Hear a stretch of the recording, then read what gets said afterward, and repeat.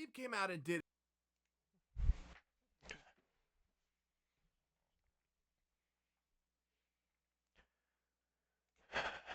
Let's see.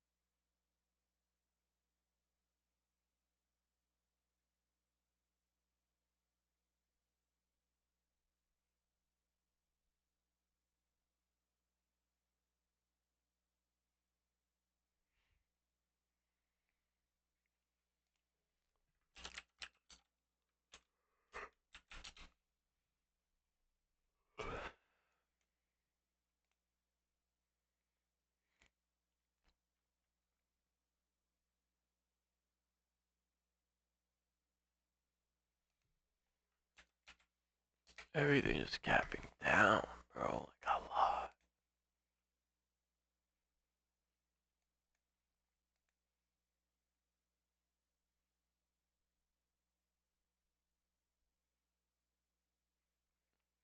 I don't know.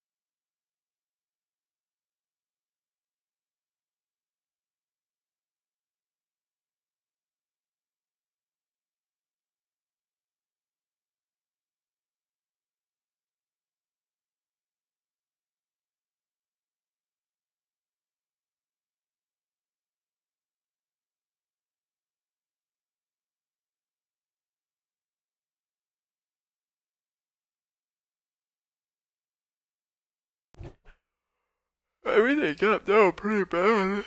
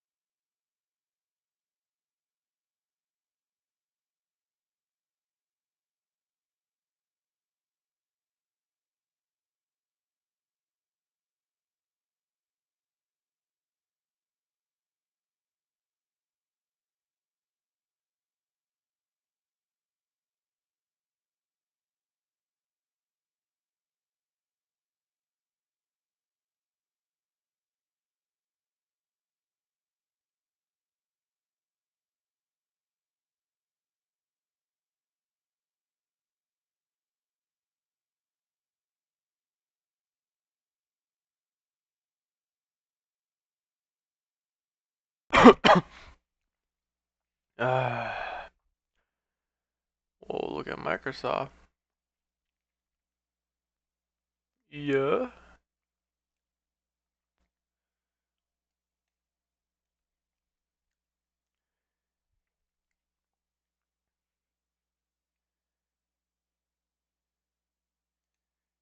Yeah.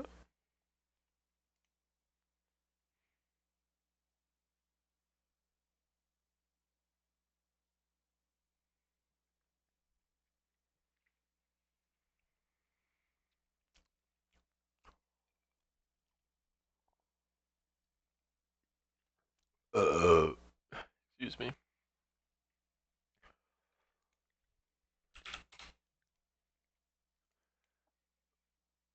Gee,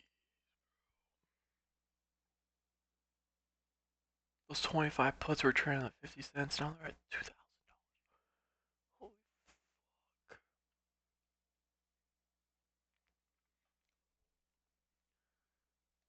Holy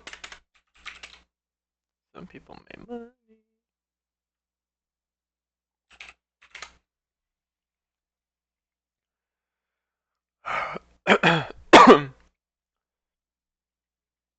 I don't know what to trade.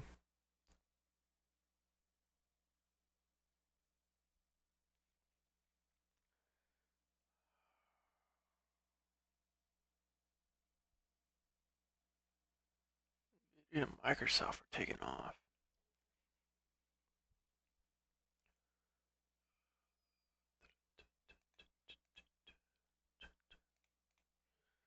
How much is Tesla stuff? Still pretty expensive. I'm not touching that.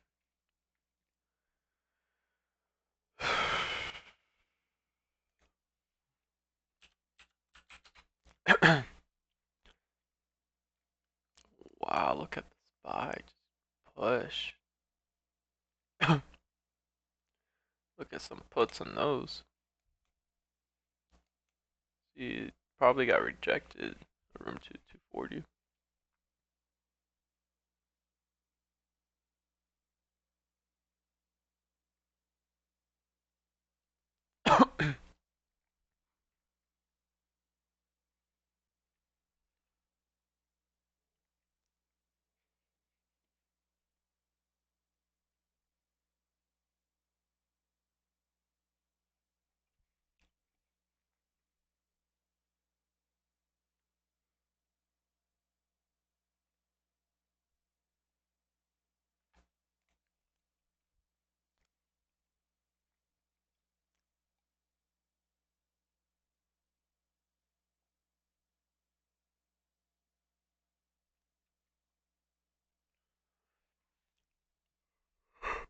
I'm tired. Holy shit. Should have fallen asleep at like 2:30 last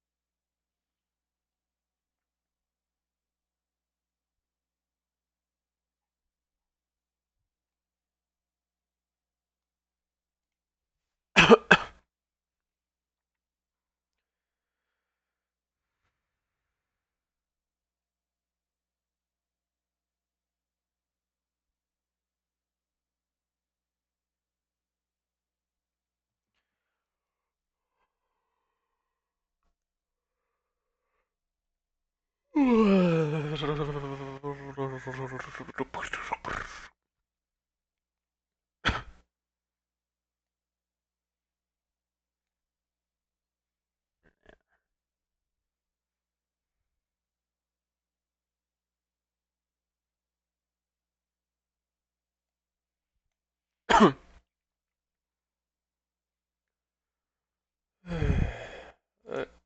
honestly don't know what to trade.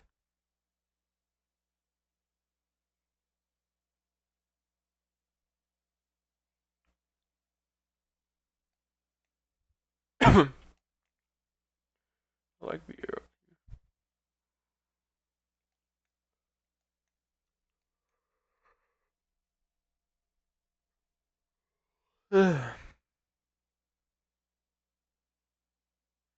Oh damn, I was thinking about getting this 240 puts.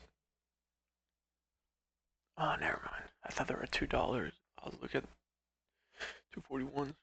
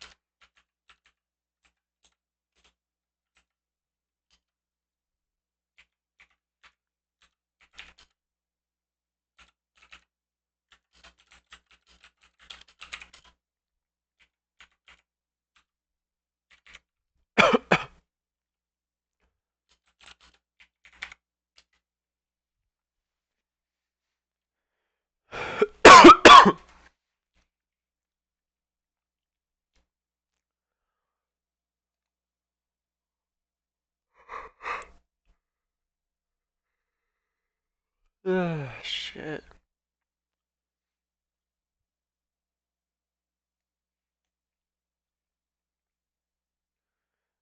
MasterCard bumping, bumping.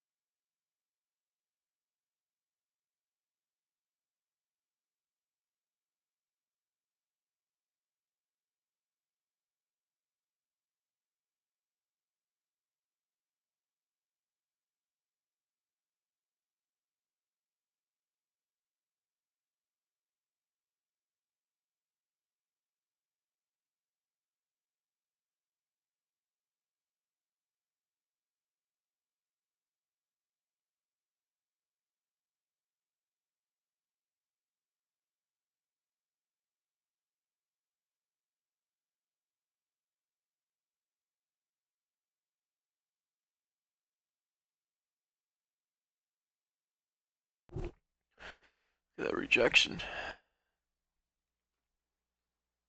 Bearish as fuck now.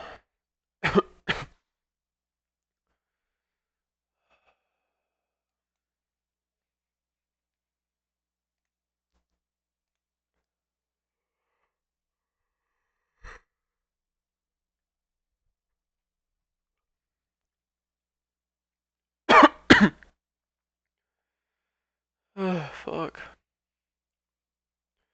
Why the fuck is Zoom dropping?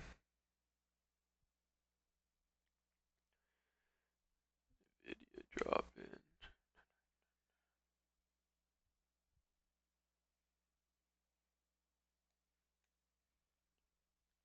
How expensive? PA puts are not expensive at all. What the fuck? Why would someone say those?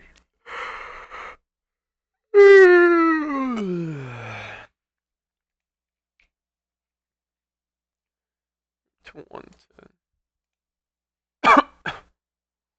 Oh shit.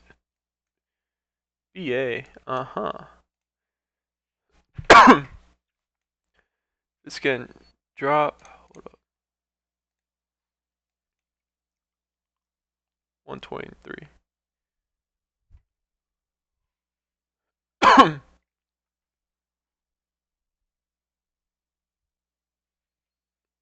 Okay.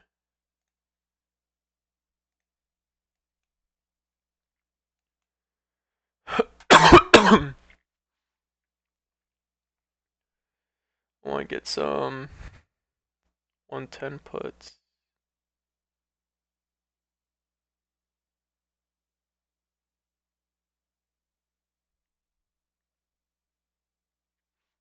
I'll get 2 of them.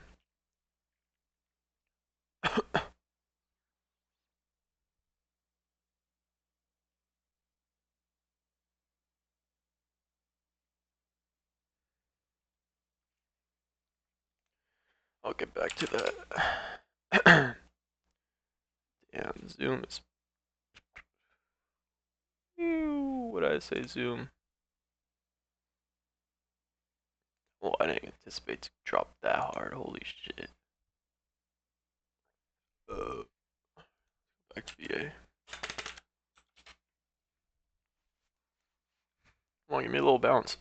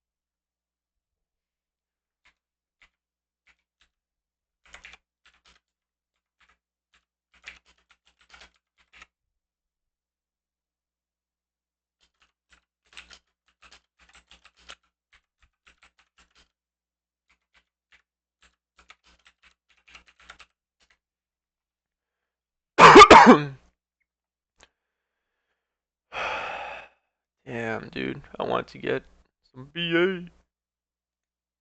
I didn't want to chase it. I wanted to get him when it was like right here. Now the puts are worth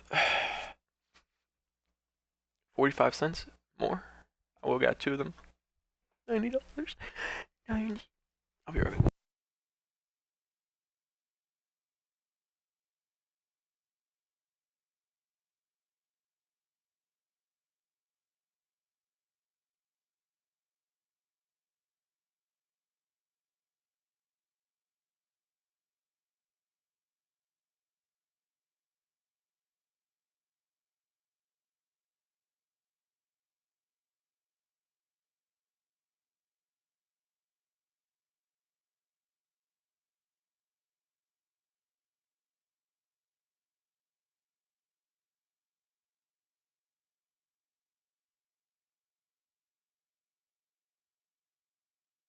Fuck, dude, it's not giving me an entry. I don't want to fucking chase it.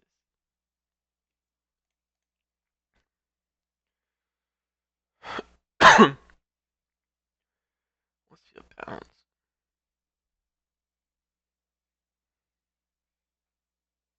Zoom fallen. Microsoft fallen. Yeah, fallen. SPY fallen.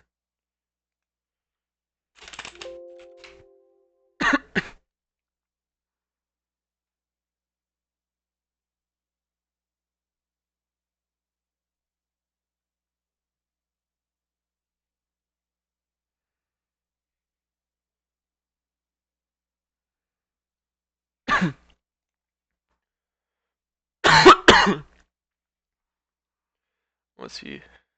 Touch back up to 4 EMA.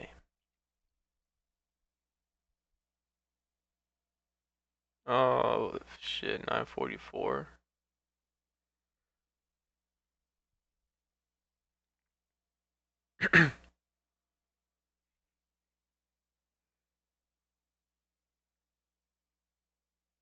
I'll stick my toes in the water with one contract.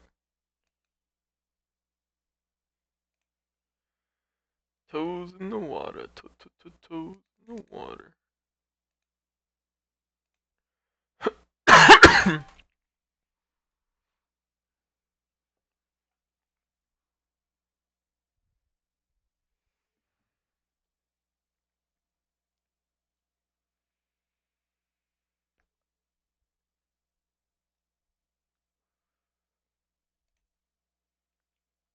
We have another one if it pulls back up to 127.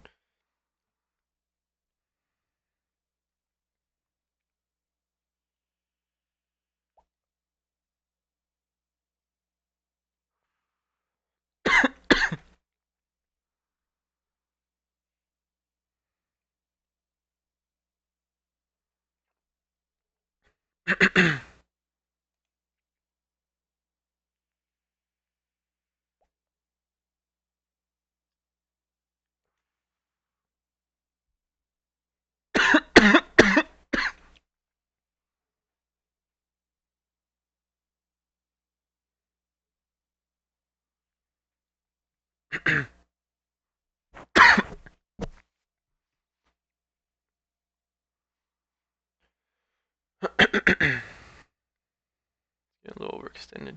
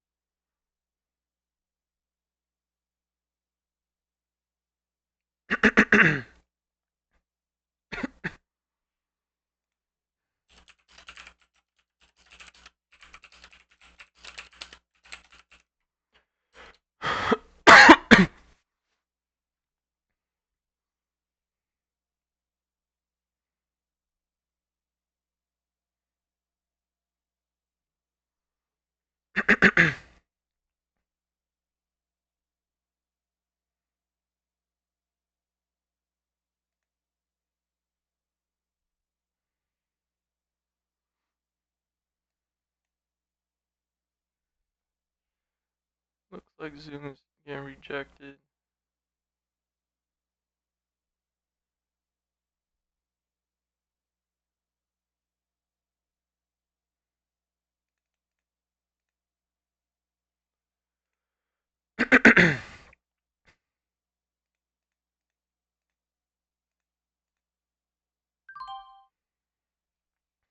Okay.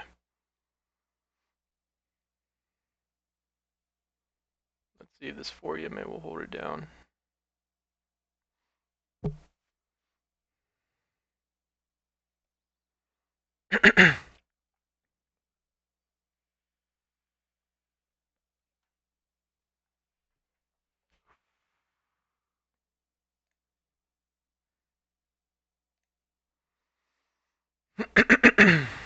Down 10%.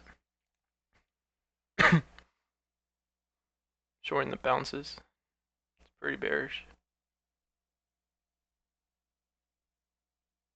I'm gonna stick with my thesis. 120 cracks from to 110.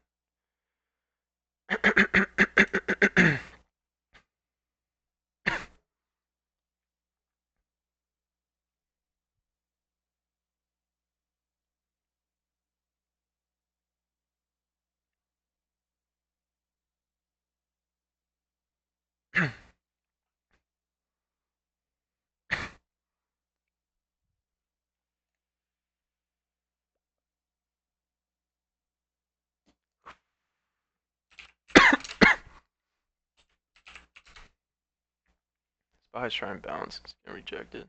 CBA will get rejected too.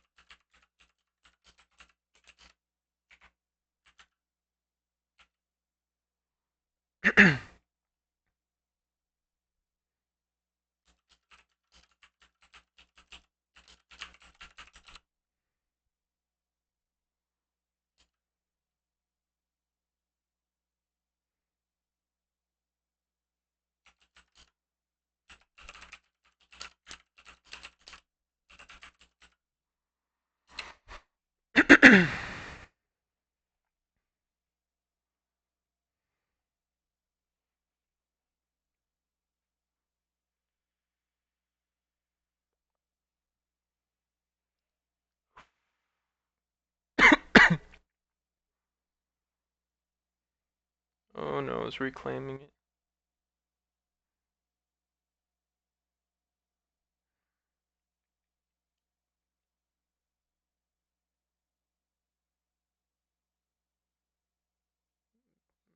Got in a little too early.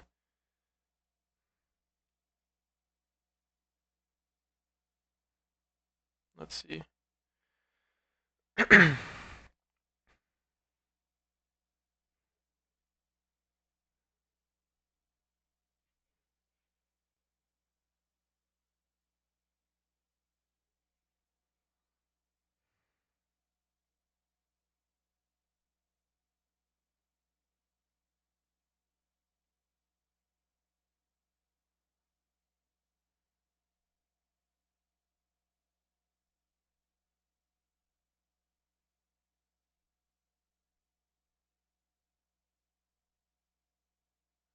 I don't like this.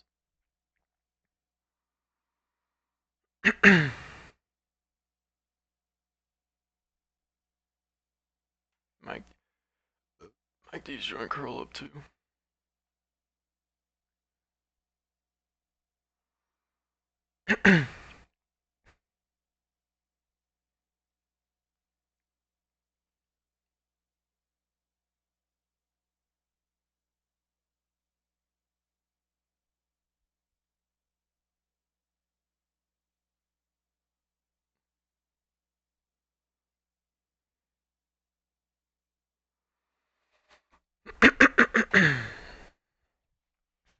B is gonna try and push.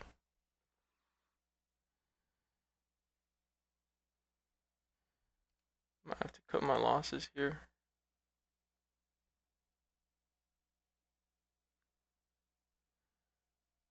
My limit if it gets over. It's getting rejected. Perfect.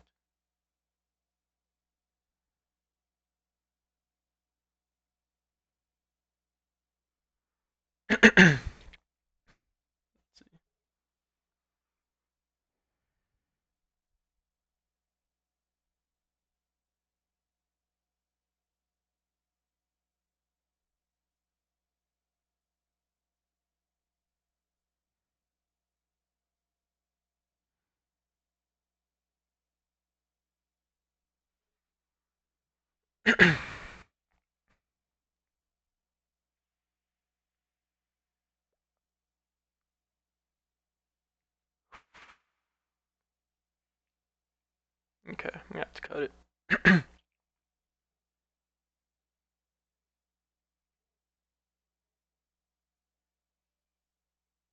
Yep.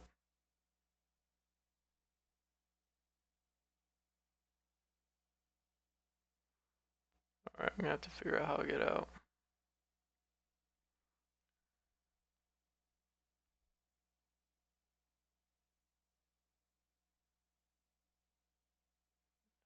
It's just all over the place. Let's see if I can get out at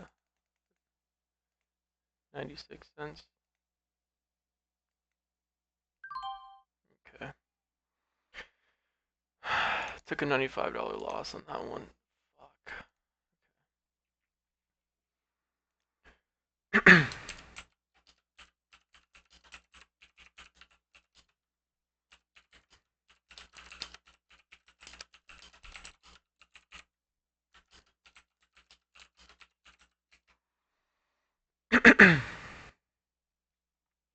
Jesus.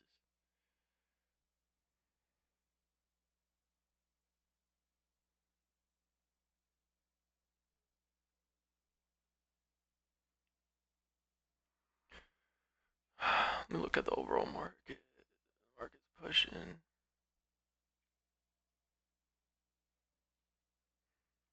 Nvidia pushing. Microsoft trying to push.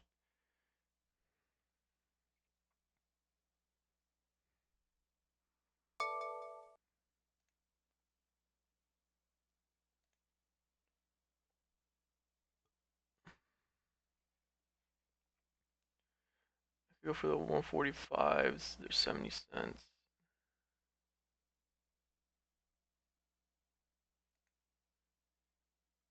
Over three of them.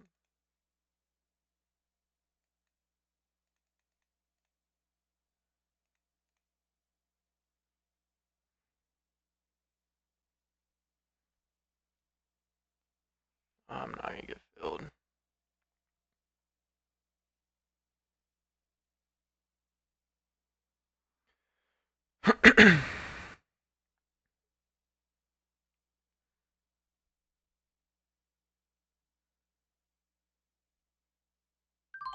There we go.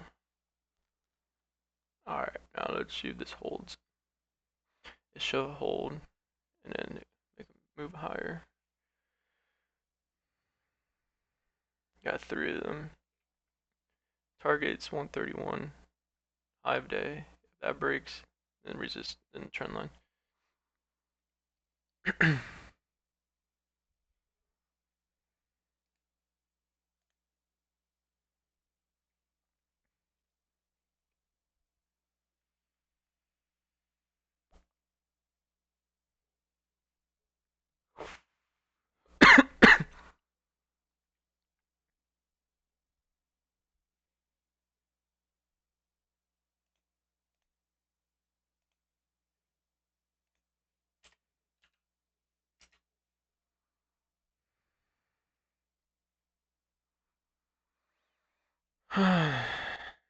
Let's see. If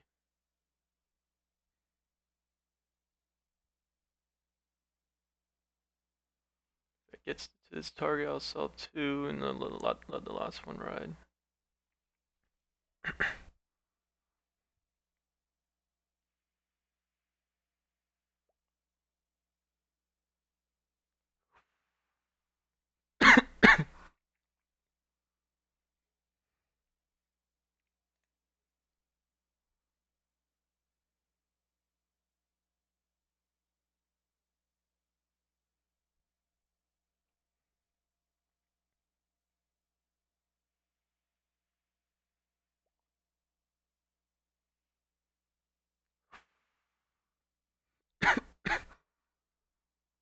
There we go.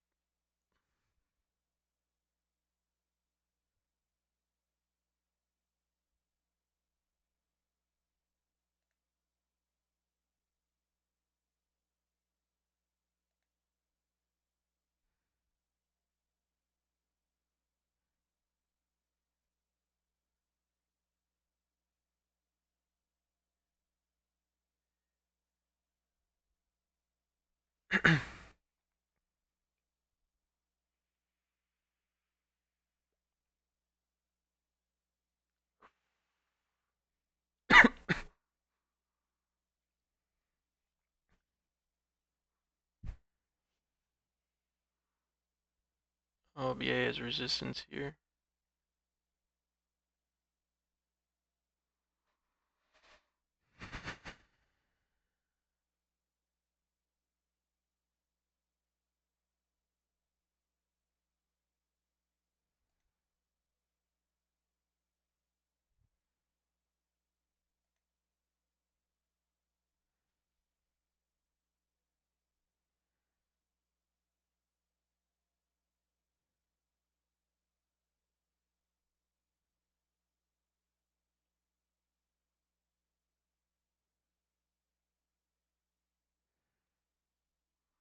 Let's see if I can hold 130. Damn. It's all over the place. Jesus Christ.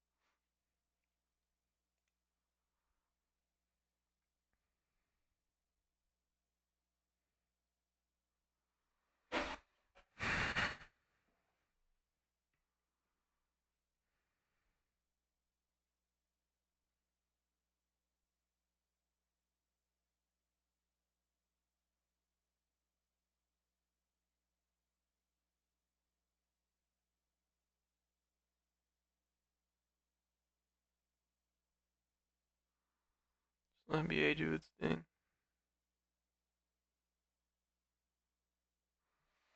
Everything looks good. MACD's curling. Very little selling pressure or volume. What the fuck? Why? Look at this little bar.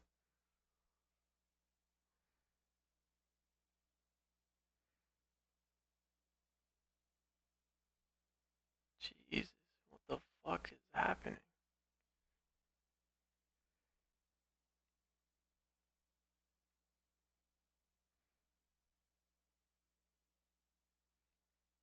The market's just shit.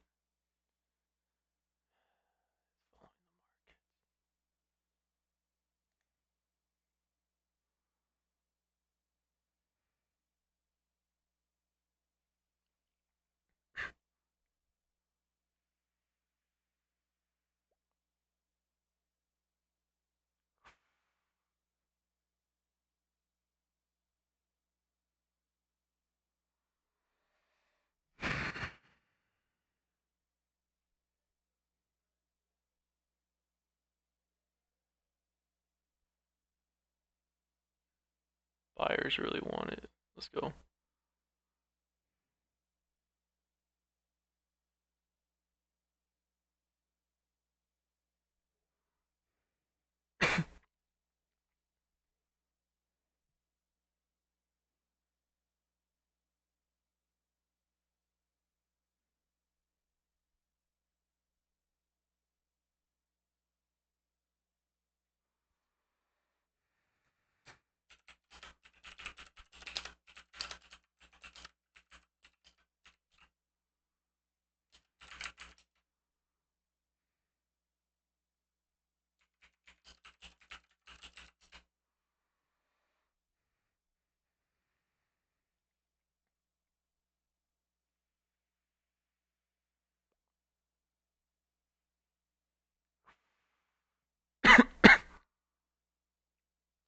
BA looking for the next leg up. Come on.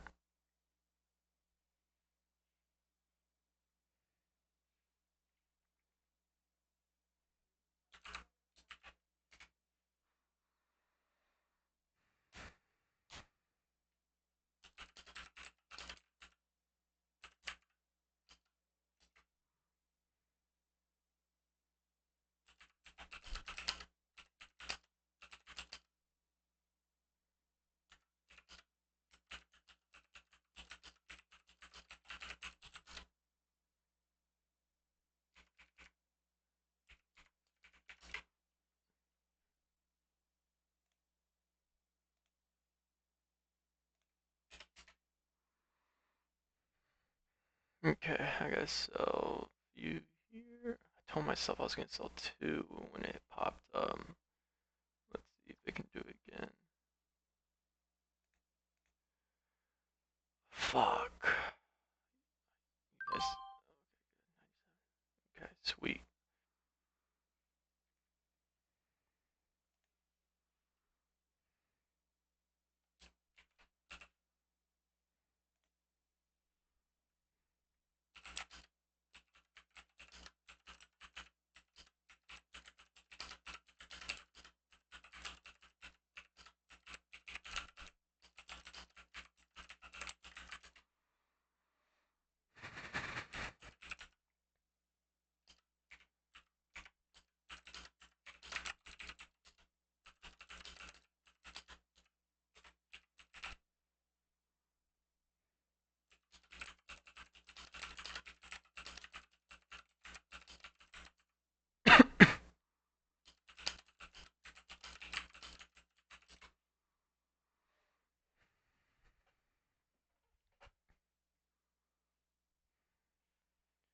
Okay, I sold.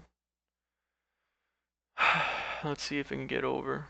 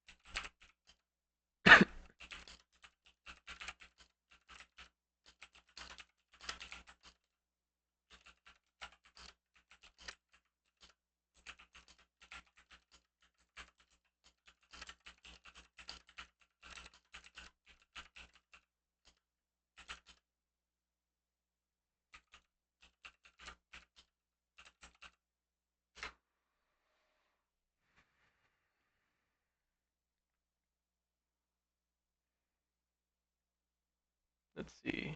If BA can't hold this, I'm out.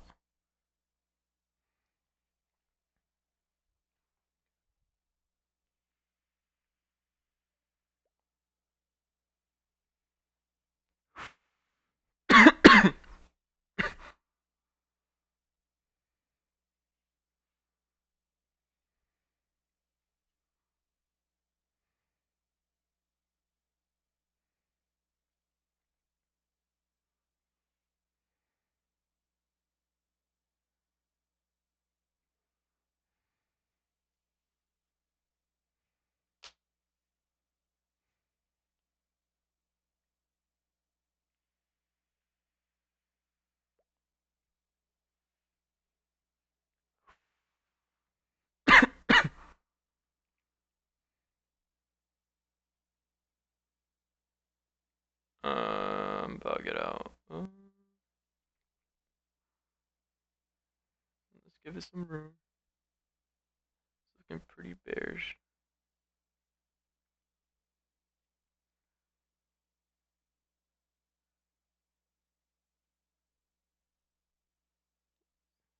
Buyers are gonna step in or no?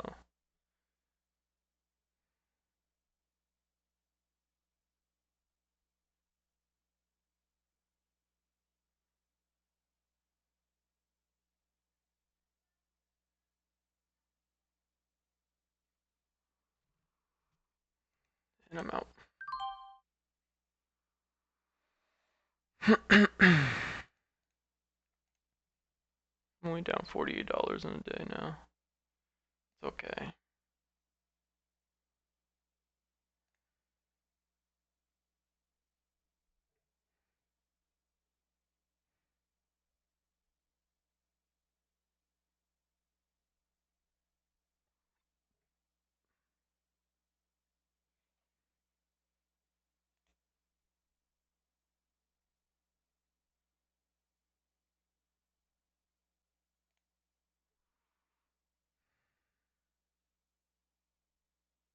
I sold too early.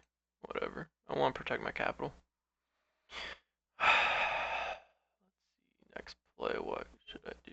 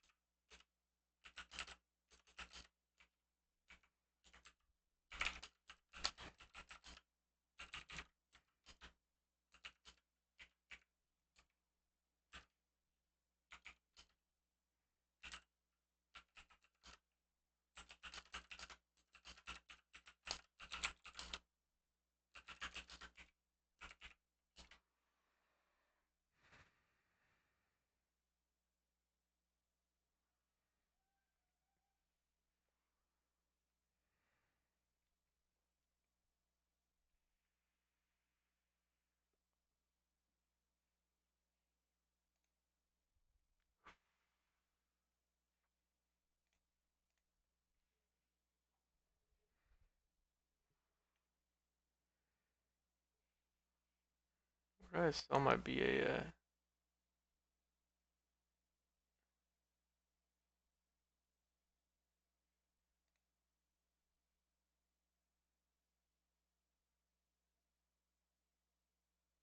$97.78. Okay, 97.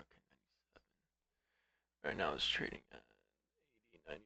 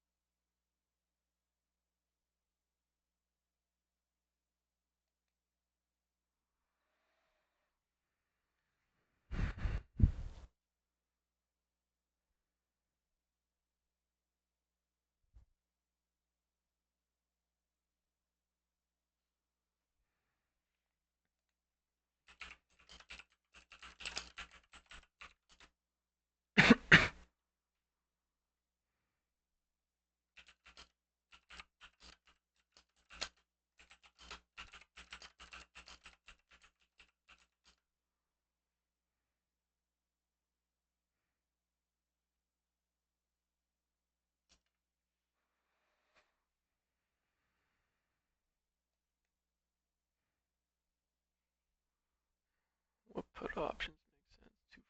245. $2. Oof. It's not worth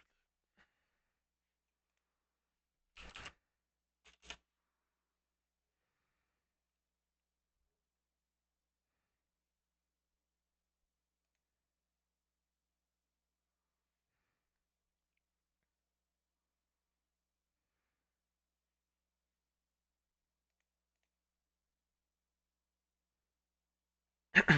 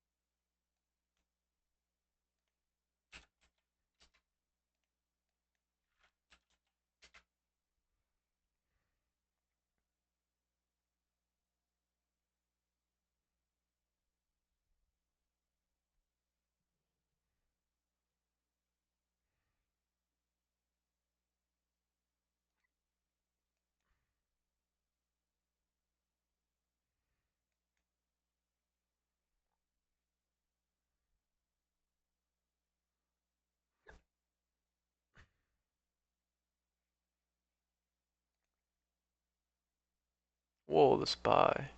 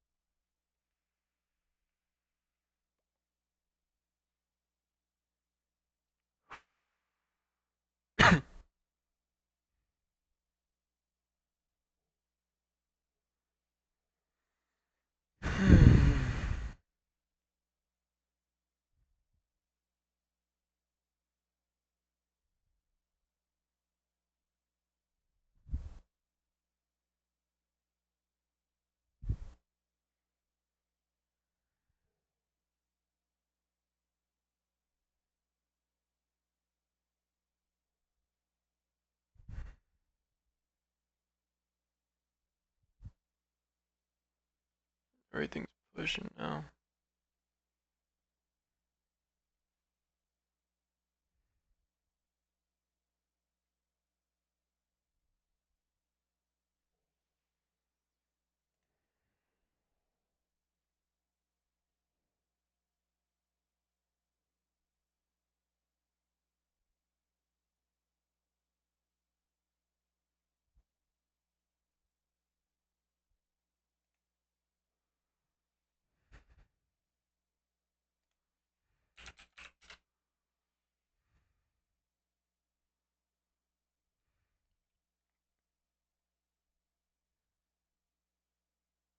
Damn, that's good. Moving.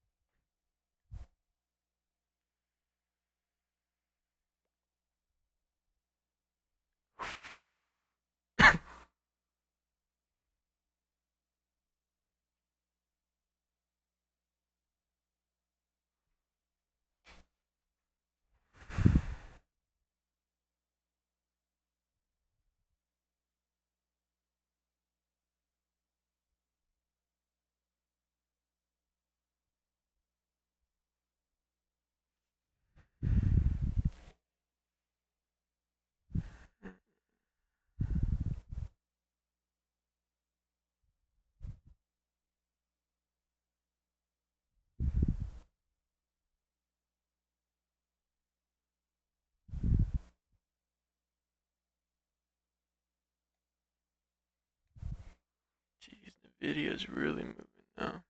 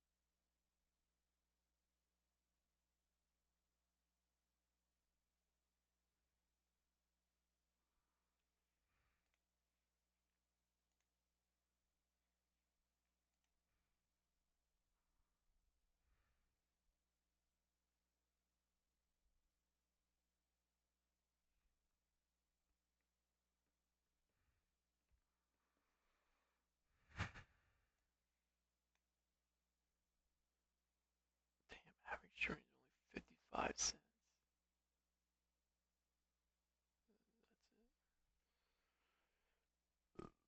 Excuse me.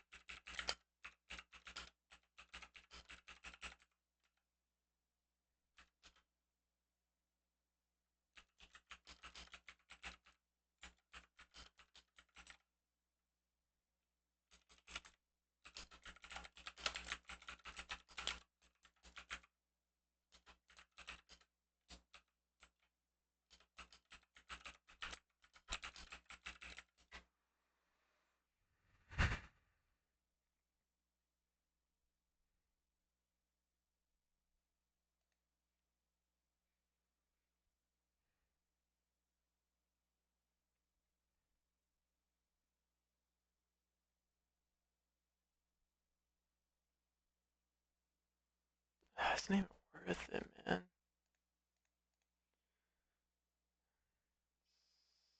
Whoa, 39, 40. Oh shit. It might be. Let me take 5. And let's see if I can get 16.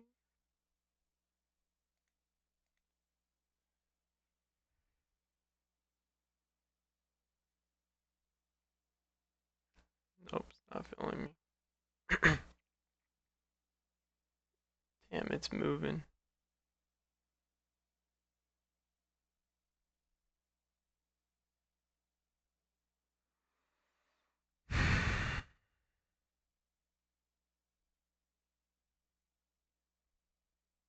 I'll wait for a pullback. This is just straight up.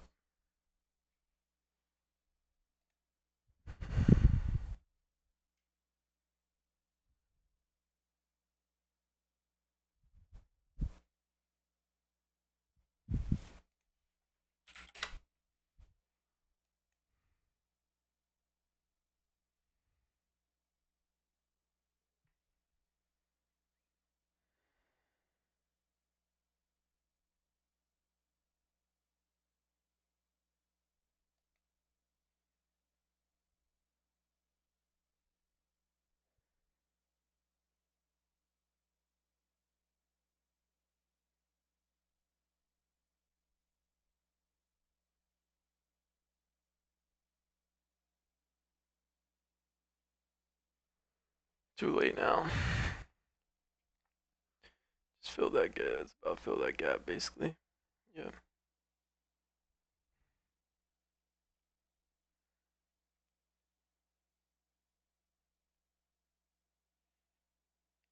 Contracts are expensive now.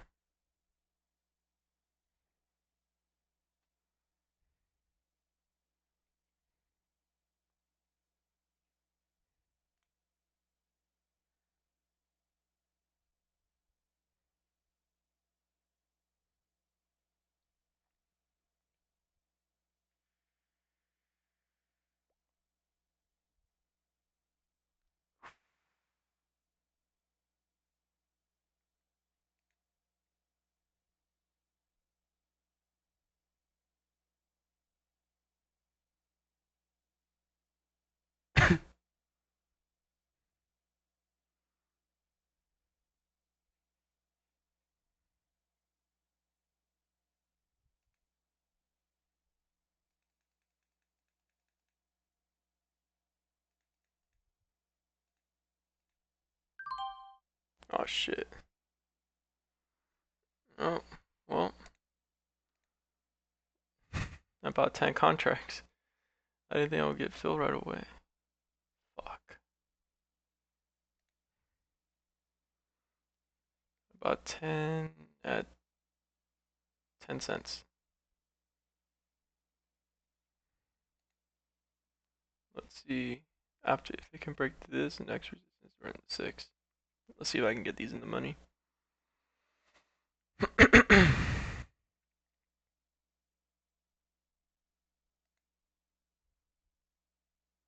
The SPY keeps pushing. I don't know if this follows. I don't think it does. But let's see. Oh fuck, dude, they just dropped a lot in value. Oof.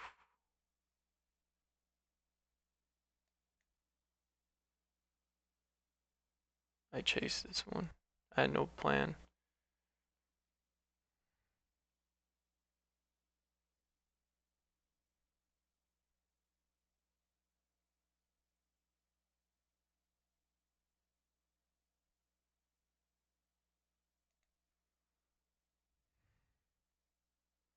I didn't think I was gonna get filled.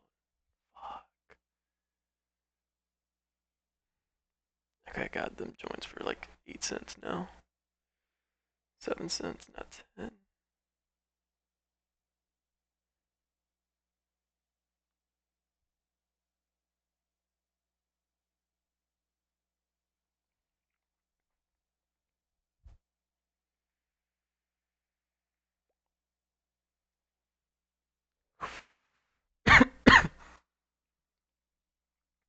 Oh, they're selling off pretty bad.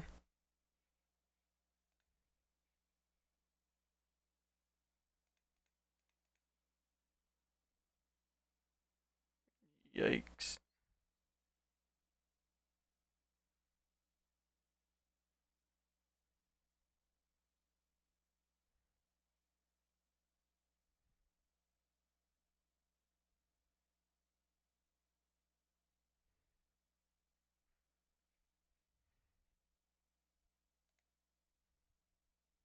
Spy's fallen.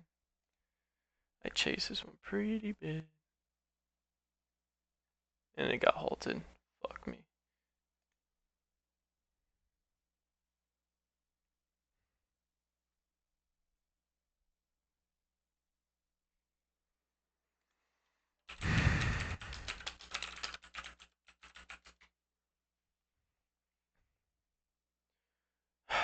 Get back at 52.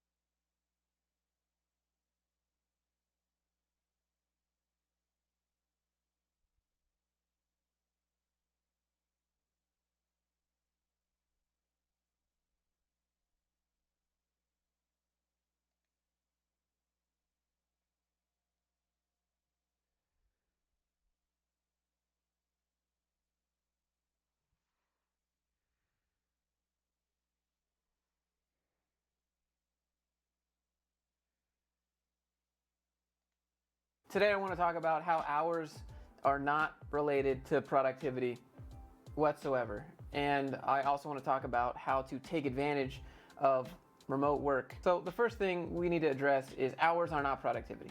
A lot of us are working at home, or a lot of you guys are working at home now, and you might be working more hours. And now some of you might be taking advantage of the situation, working like 0 hours, and no one seems to notice that you're doing any more or less work. And that's kind of my point. But there are some companies out there which are asking their employees to really do more hours and really come through for the company, come through for the team. And hours worked does not mean you're getting more stuff done. I'm sure we've all worked 2-3 hours and gotten more work done in those 2-3 hours than we did in an entire 2-3 days at work. And so when a boss says, can you really come through for us here?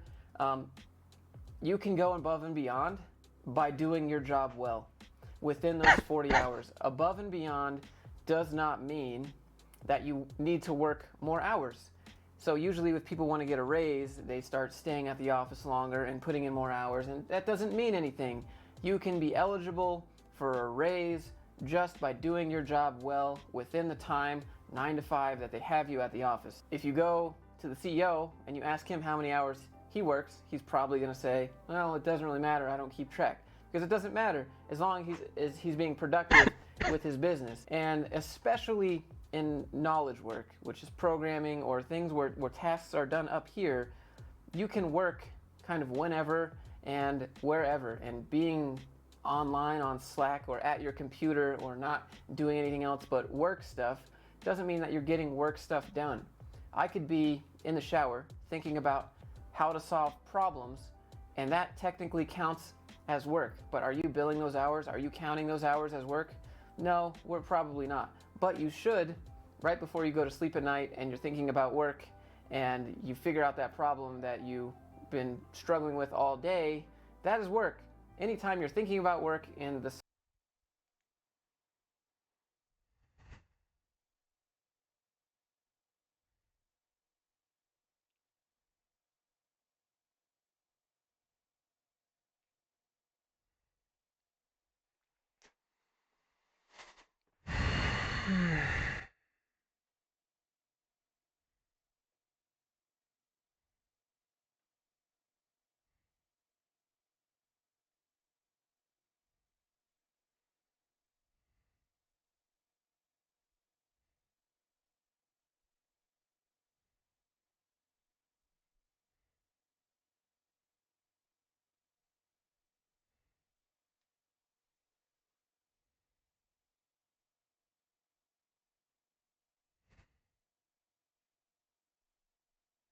Oh, unhalted.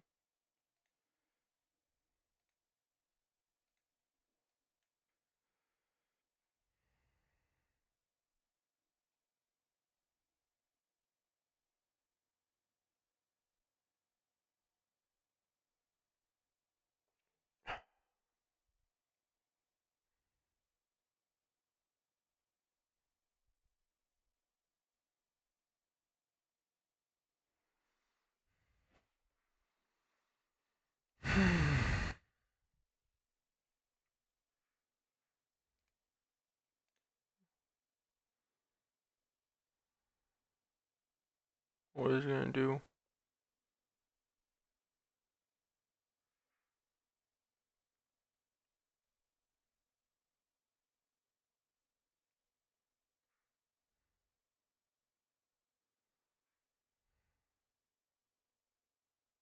What is it gonna do?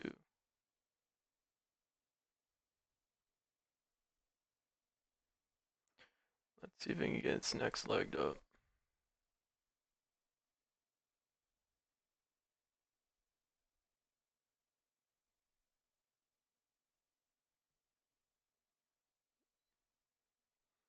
Doesn't look like it.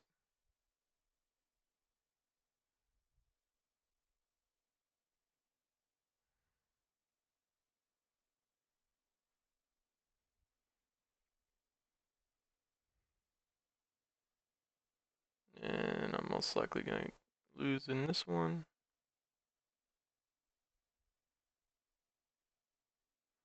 Can it hold up?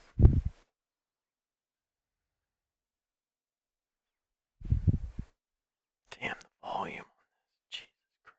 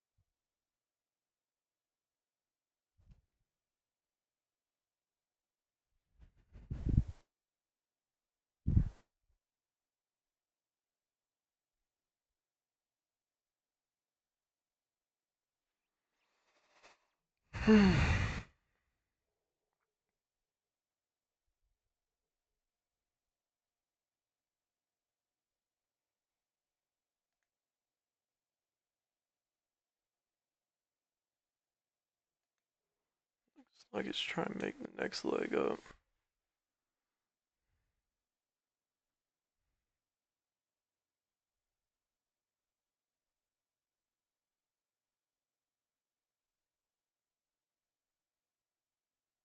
Let's see if we can get over this high. There we go. Looking good now.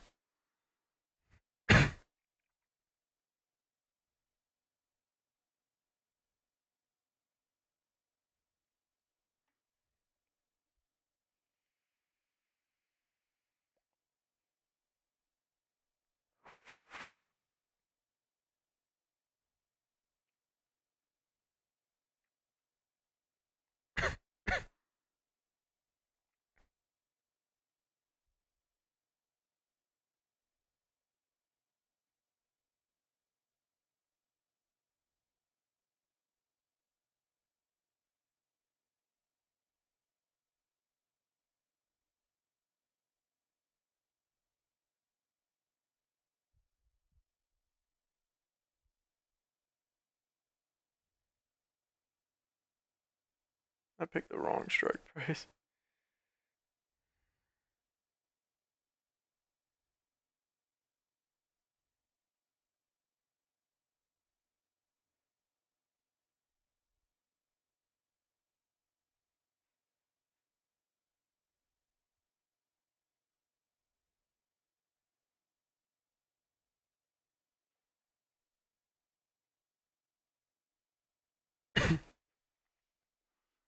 Paid too much.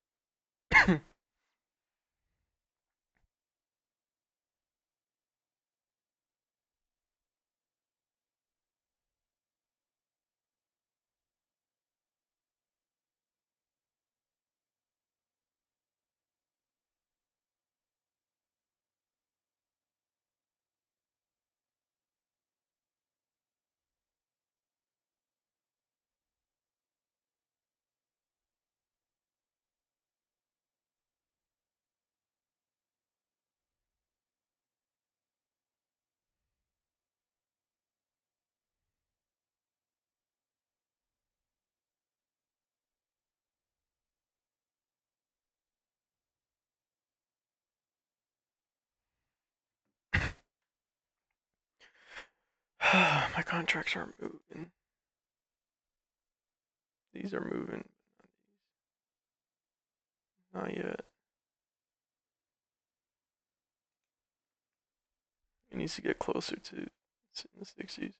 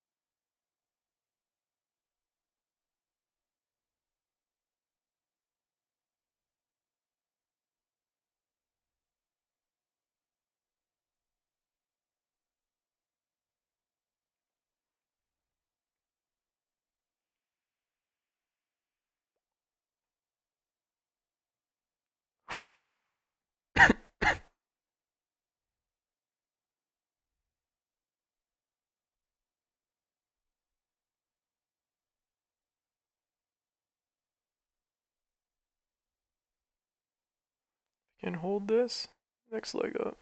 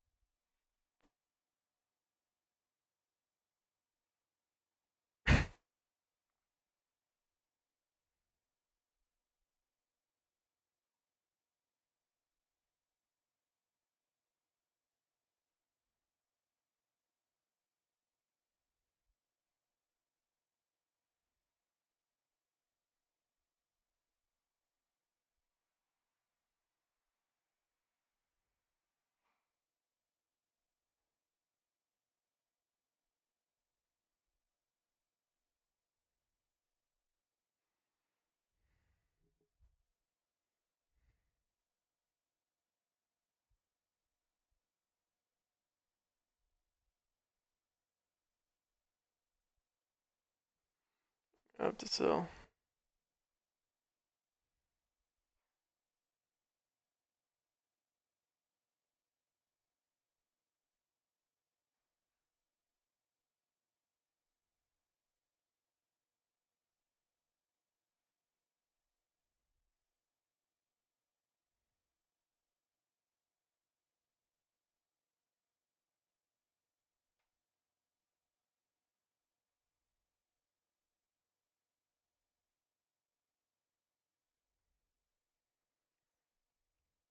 Trying to flag right now.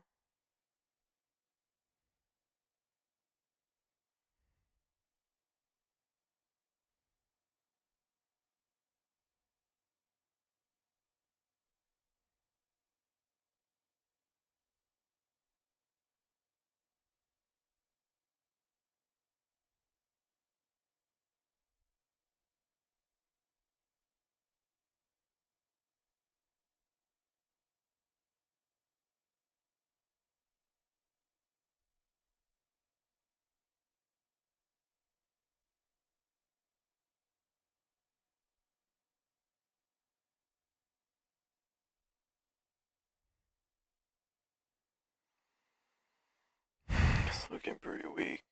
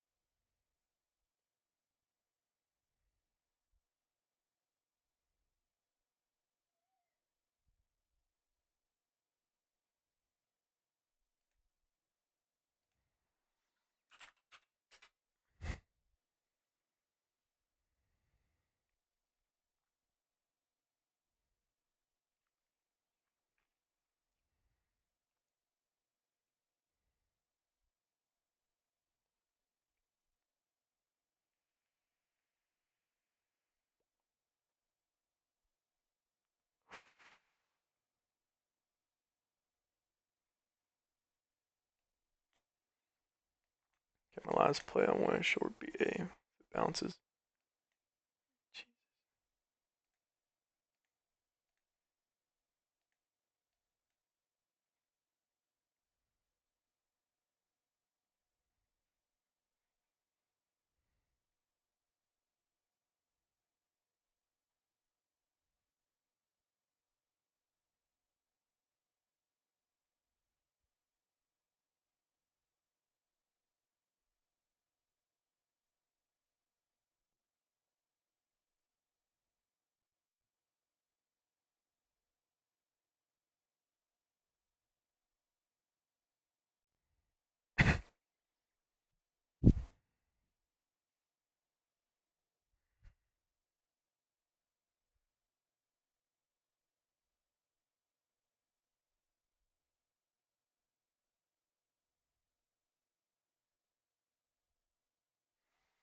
see a bounce in BA. Come on, man.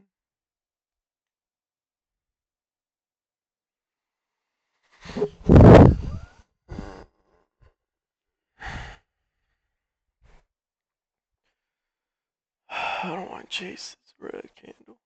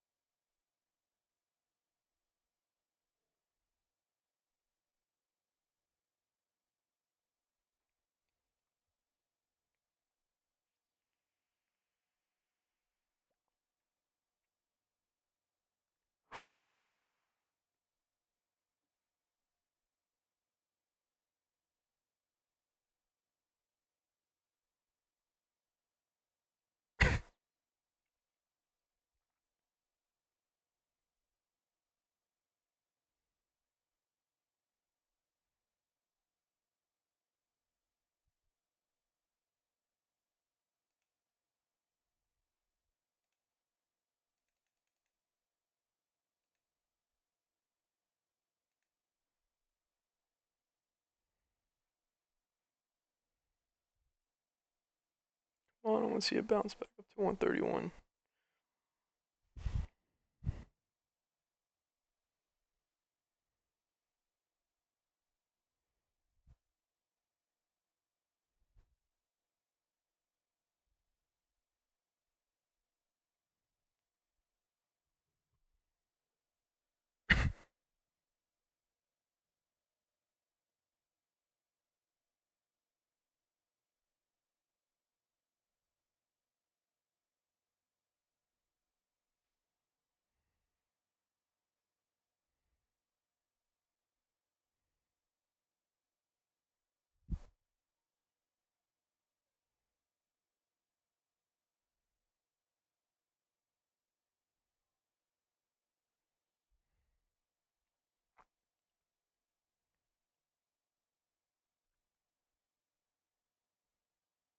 Come on, give me a little bounce.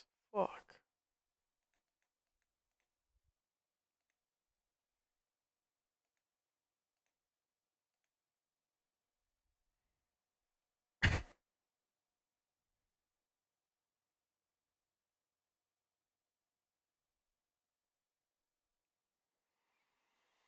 Of course it's not.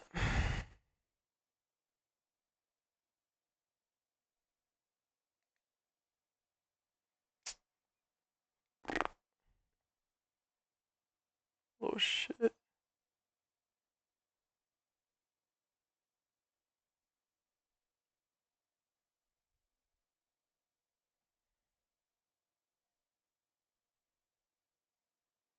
I could have got it for 70 cents.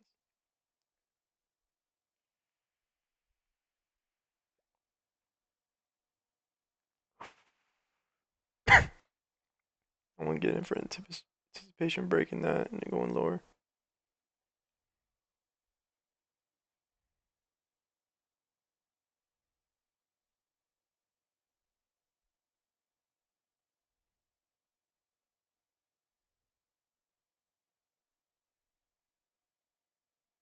Give it a little bounce. Come on, a little bounce.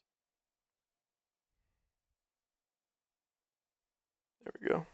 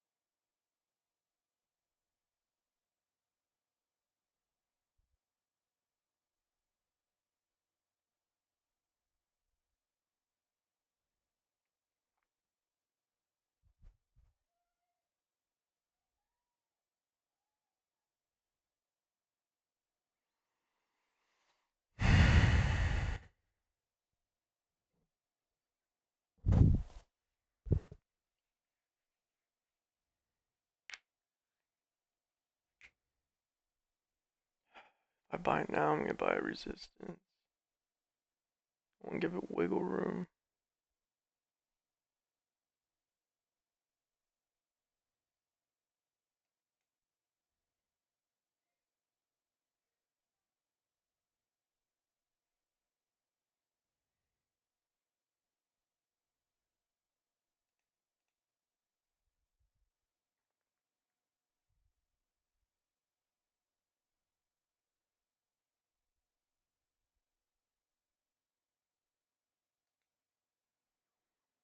Hmm.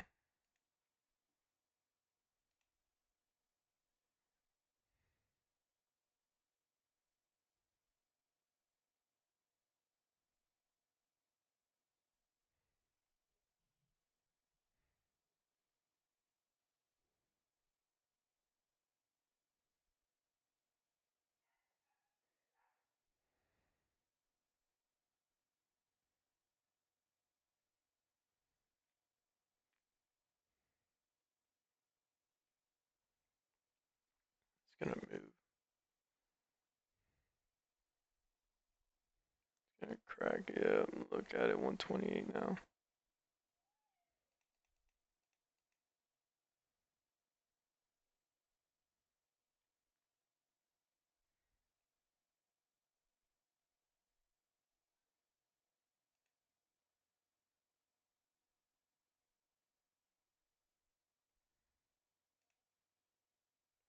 Wait, the SPY is bouncing up. Why aren't you? Come on. Come on. Give me a better entry.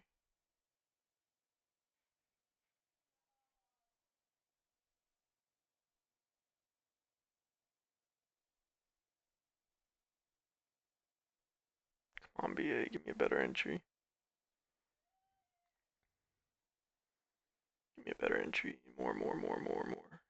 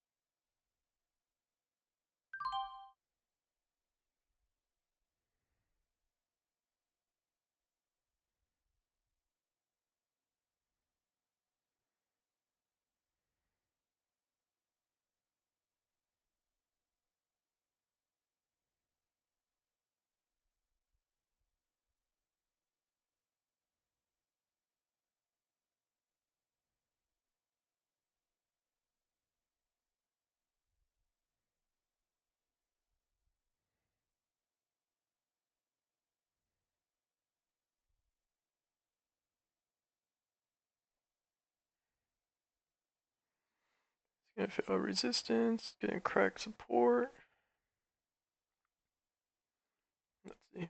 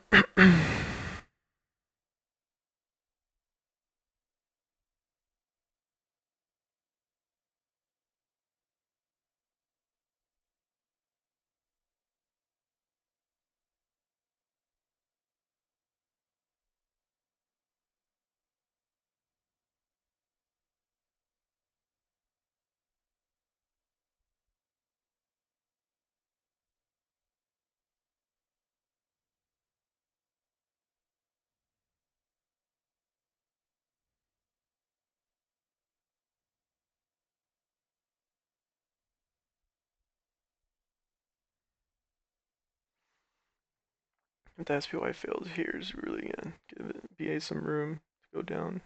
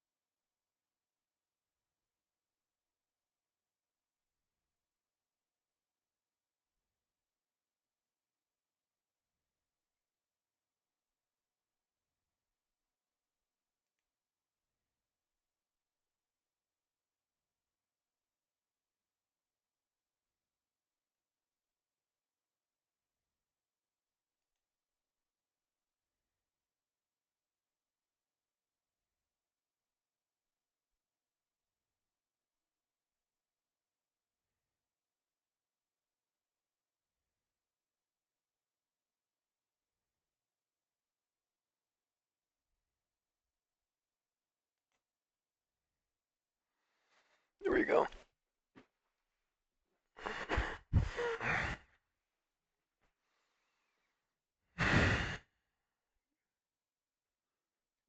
Target low day.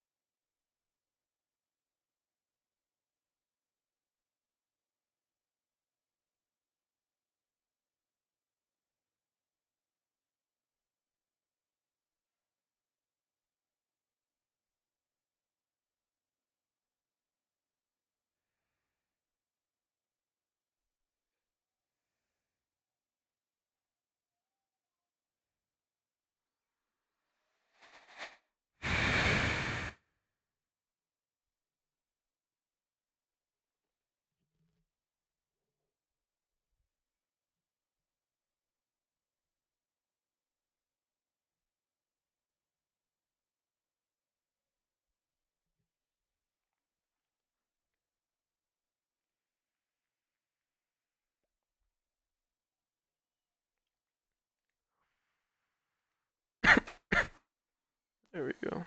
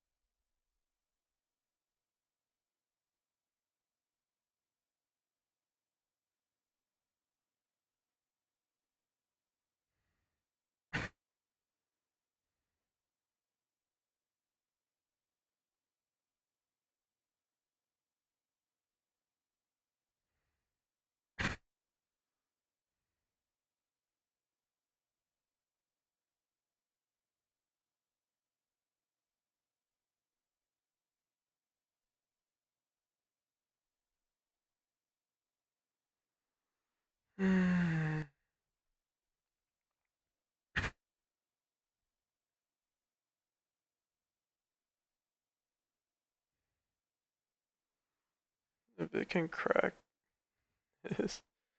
Oof.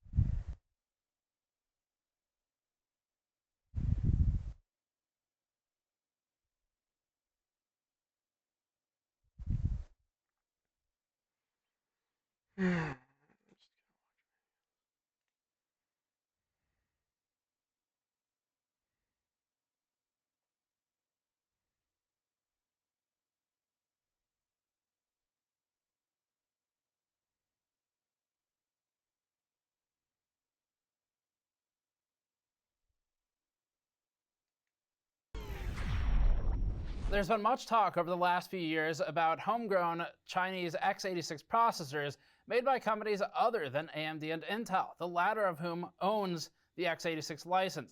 With some help, we managed to get a full desktop system with one of those Chinese x86 processors. This is the first non-AMD, non-Intel x86 CPU that we've ever reviewed. We'll be reviewing the entire desktop in a separate video, but this one will be focusing solely on the most interesting component, the CPU, which is the Zhaoxin Kaixian ZXC Plus C4701. We checked with our office Chinese Mandarin teacher, and the loose translation of Zhaoxin is trillion core, or mega core if you prefer, a name which might make AMD jealous for the former, or Intel and its megatasking jealous for the latter. This Shanghai CPU is one of the best CPUs we've... Oh, hang on, I'm being told that a bigger bar is actually worse, not better. So it's in minutes, obviously, and higher is worse for something like this. Anyway, we had to leave it running overnight, and that makes it hands down the longest CPU test we've ever had to run to render either of these two images. When we tested the 2-core 4-thread Athlon 200GE back in 20... This wasn't a software issue. Cinebench R15 would be the obvious choice for judging relative performance quickly, since we have years of data logged for it, but it refused to launch on the Zhaoxin CPU. R20 proved much more compatible, and the ZXC Plus managed a score of 304 marks, multi-threaded, and 82 in the single-threaded. That multi-threaded 25 watts for full system power draw at 0.7, the scale of our chart. Once again, this is the best result we've okay, well, being told that, again, a bigger bar is in fact worse for this benchmark. For example, the US forbade Intel from selling Xeon and Xeon Phi chips to Chinese supercomputer manufacturers.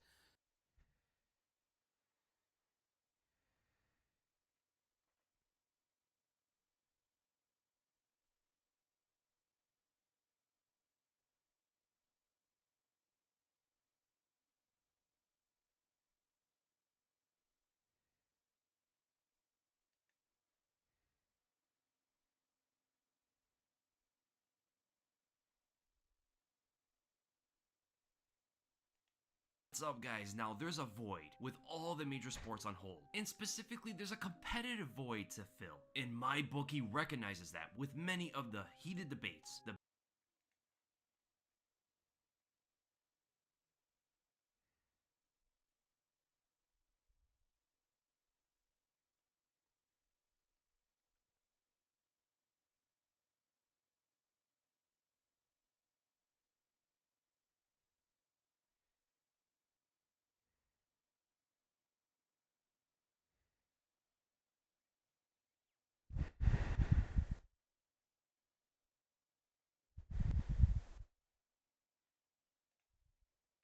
Back and forths, such as NBA 2K, Madden, and $1,000. MyBookie makes it simple. Come a bit of hopeful news that he can possibly still make it to the big fight with Tony Ferguson. According to Russia's Federal Air Transport Agency, Khabib right now can still leave Russia on a private jet so he can go and defend his title in America or wherever else. There are apparently no restrictions on business travels from Russia. But the only problem with this is that might be the reason what's keeping Khabib in Russia and not going out on the private jet to defend his belt is he could potentially have problems coming back into Russia.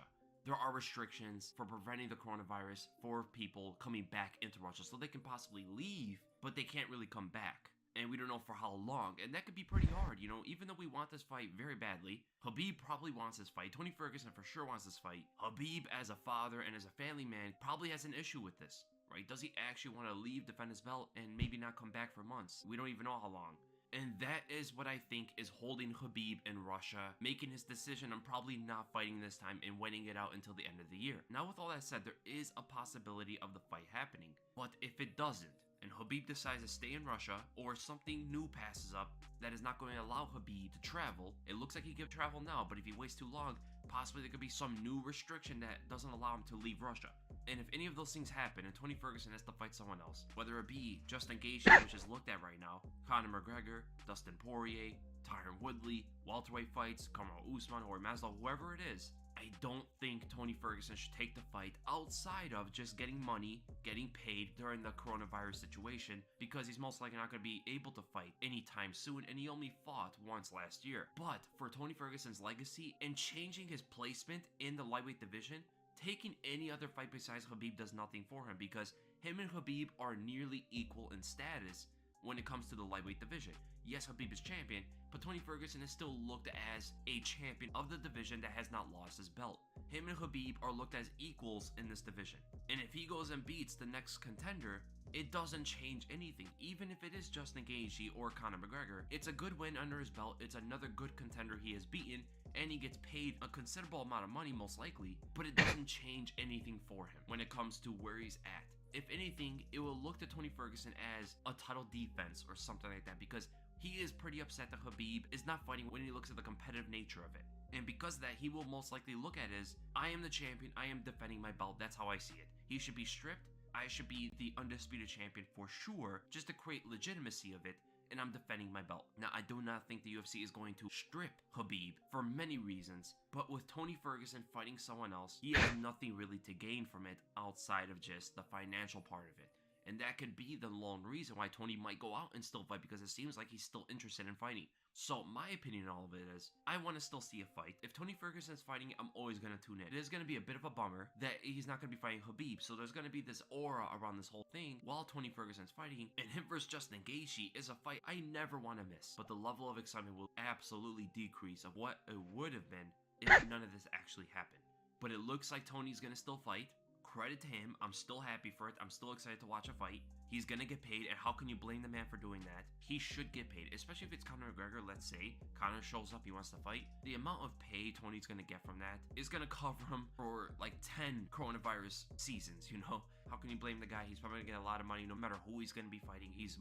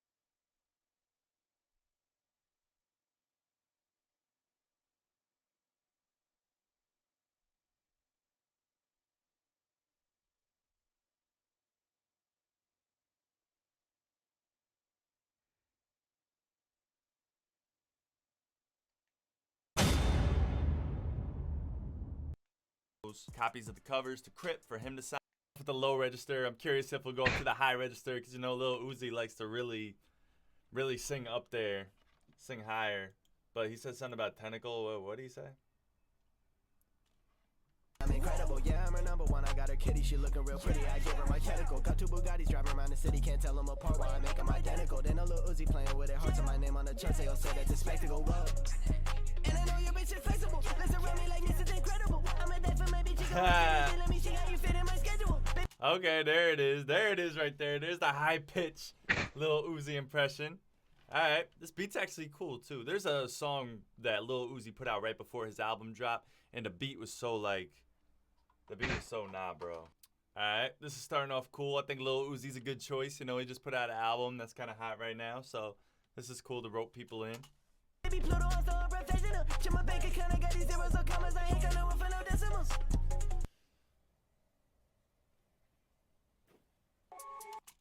All right, well 6ix9ine isn't around, so he just threw the wig. All right, that's cool.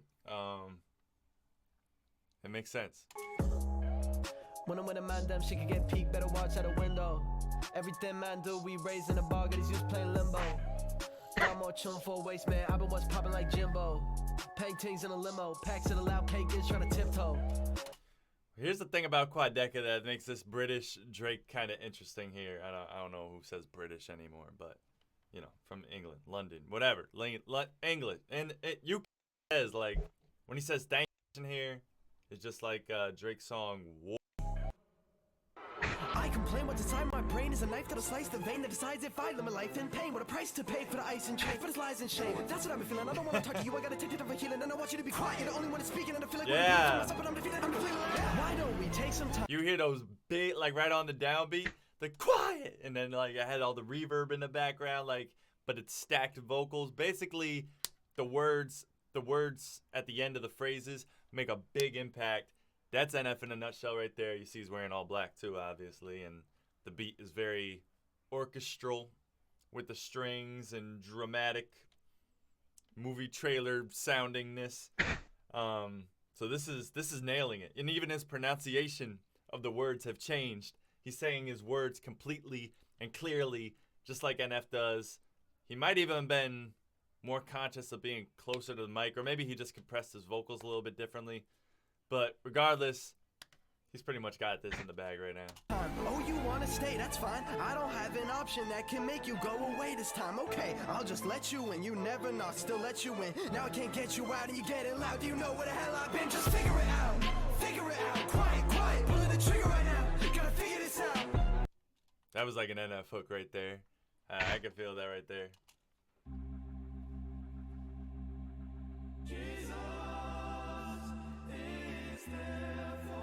Okay, the harmony. Let's go. Gospel vibes. I owe this greatness to the Lord. Thank him for all the statements I record. Every city, every stage that I perform. I remember all the days that I ignored. Just those. All of these snakes for the sea now. I've been ballin', I got jobs to the top. He got the I can't trust eater. you with the Really? keys now. Shorty bad, give her what she never had. I'ma fly overseas now. Presidential, I'ma need now. I've been staying hungry cause I'm always on the feet now. Wait for me. Running back in the field, don't miss you, go Wow. bloody. White father, I'ma tell you, listen, go buddy. Pockets really hitting, they be getting so chubby. Wait for me, you wanna go for it. Step in the whip, I don't listen to Brockhampton. I got the bag, I look like It does. I don't know. This finally is simple. Okay, this voice that I'm hearing right now sounds like the voice from a lovely. Shouts to Lost. This beat is dope. I got a lot and more. I might just cop the store. If you say pop and forget the smoke, then you getting popped for sure. If they want beef, I got the green. Bitch, I'm an omnivore. I got the woo. Models lay on the floor. Wait for the. I got the dream. Forest and whips. Make stone. R.I.P. Pop Smoke. I'm the way to get to the source. I got an obsession of sorts. Alright. That bitch don't wanna let go. I will say back to an echo. Give a SOS to your SO. I done Paris in my Prosecco. Notice that everything is off. He always let the. Only thing I'll say is Jack Harlow tends to be a little more punch, a little bit more. Mellow on the I went to the grocery store and made eye contact with a cashier. Venting Drake. I swear she been working here since last year. I probably would've put Sometimes I conscious think I'll Drake, approach her but just for her name. makes sense. Getting all of this cash, maybe she could handle the change. Okay. I feel alone in my 57 private jets. Wow. My life is anything but private yet. And I'm upset that I become too legendary. It's getting scary how quick from October to February. You look good, how you moving? She know exactly how she should We're do. doing 3 different Drakes? Wow. Lot of Drakes. A lot of Drakeness going on here, man.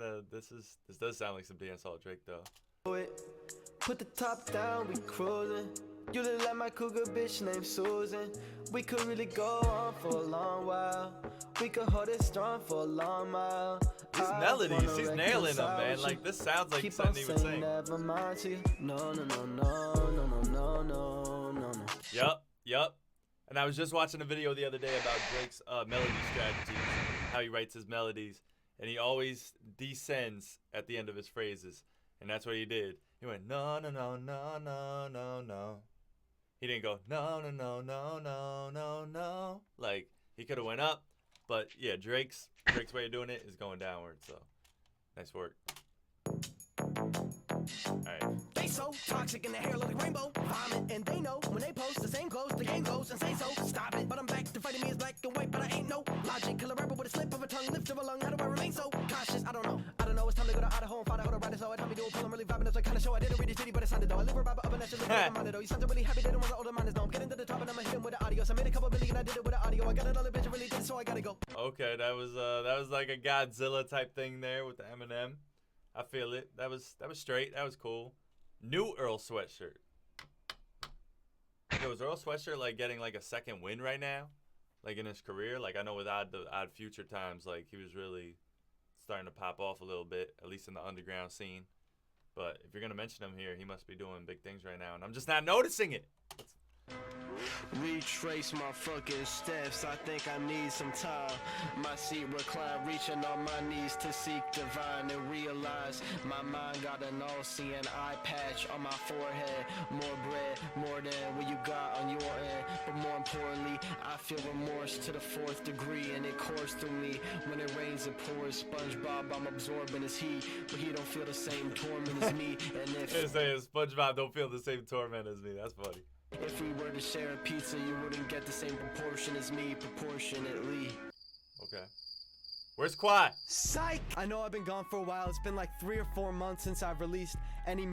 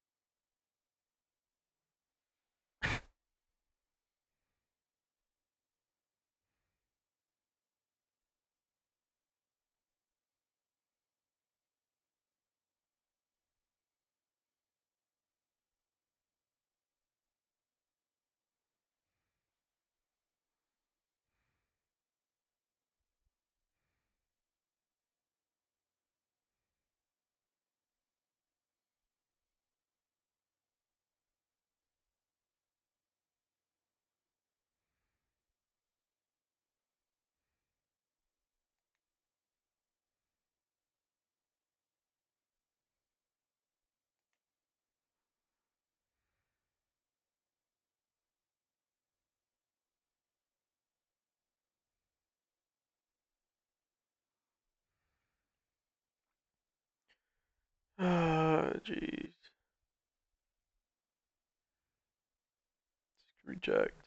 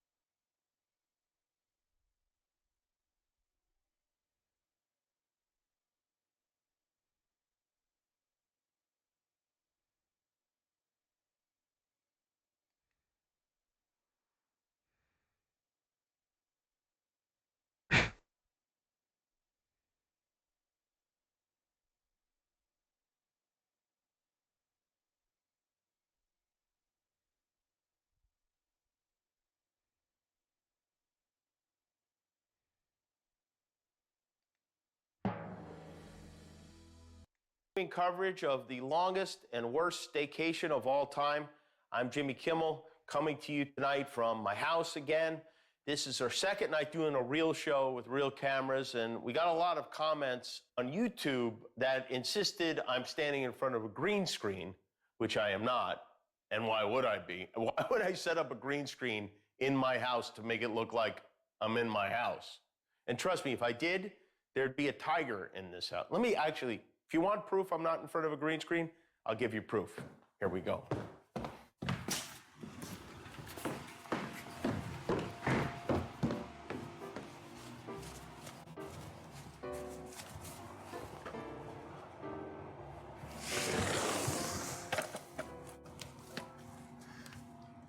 I'm pretty sure that this is not something you could do on a green screen, but I'm sure somebody could figure it. I can't believe people are concentrating on that and not on how crazy my hair looks. Down 20%.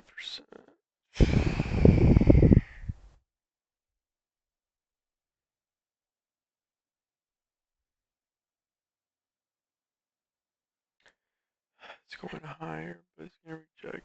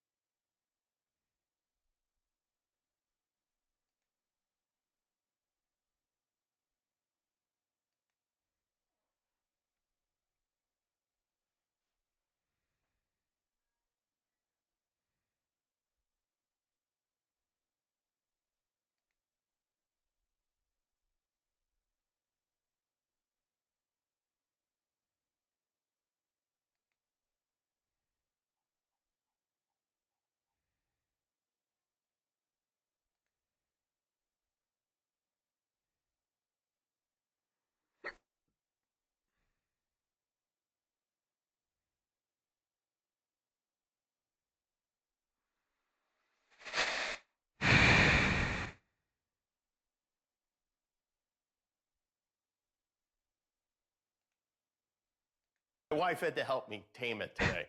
You know, you can't get a haircut, you can't go out to eat, you can't run up to a stranger and lick their face anymore. It feels like we're living in the opening scene of a zombie movie. And yet, humanity is still happening. We've seen videos from Italy and all over the world of families isolated in their apartments, belting out songs from their balconies, playing instruments to lift their spirits and spirits of those around them. And nowhere have these fire escape artists been greeted with more enthusiasm than in New York City.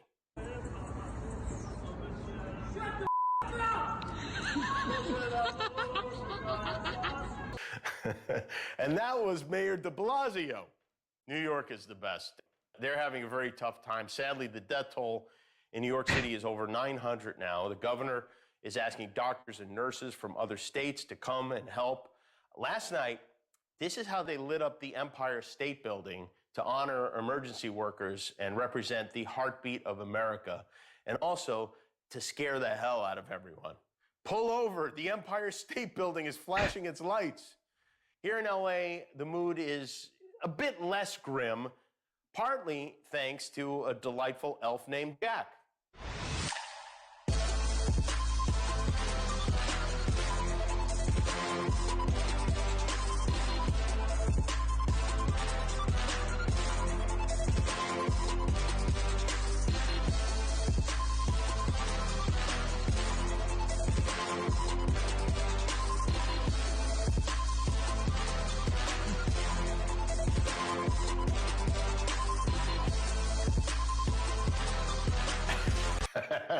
It's Kung Fu pandemic. See, that's the sort of thing we need right now. This is one of the ways they're fighting the virus in India. A policeman there, I don't know if he made this or where he got it, but he had a special helmet that looks like the coronavirus or a character that got cut from Star Wars. I don't know. But I tell you what, if that doesn't scare you off the streets, nothing will.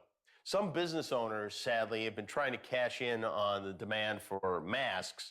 This is an attempt that backfired in a big way. The owner of a Subway franchise in Canada, up in Calgary, was offering a special deal: free medical mask to protect you and your kids. Buy any 2 regular sandwiches, get one free medical mask. And of course, the community was outraged, and the company and the guy who owns the store apologized. Here's the thing, though. You don't need to offer me a mask. It's not necessary. The reason I'm buying the sandwich in the first place is so I can get the napkins for my bathroom. You want to sell turkey? Give the people toilet paper. Meanwhile, our government...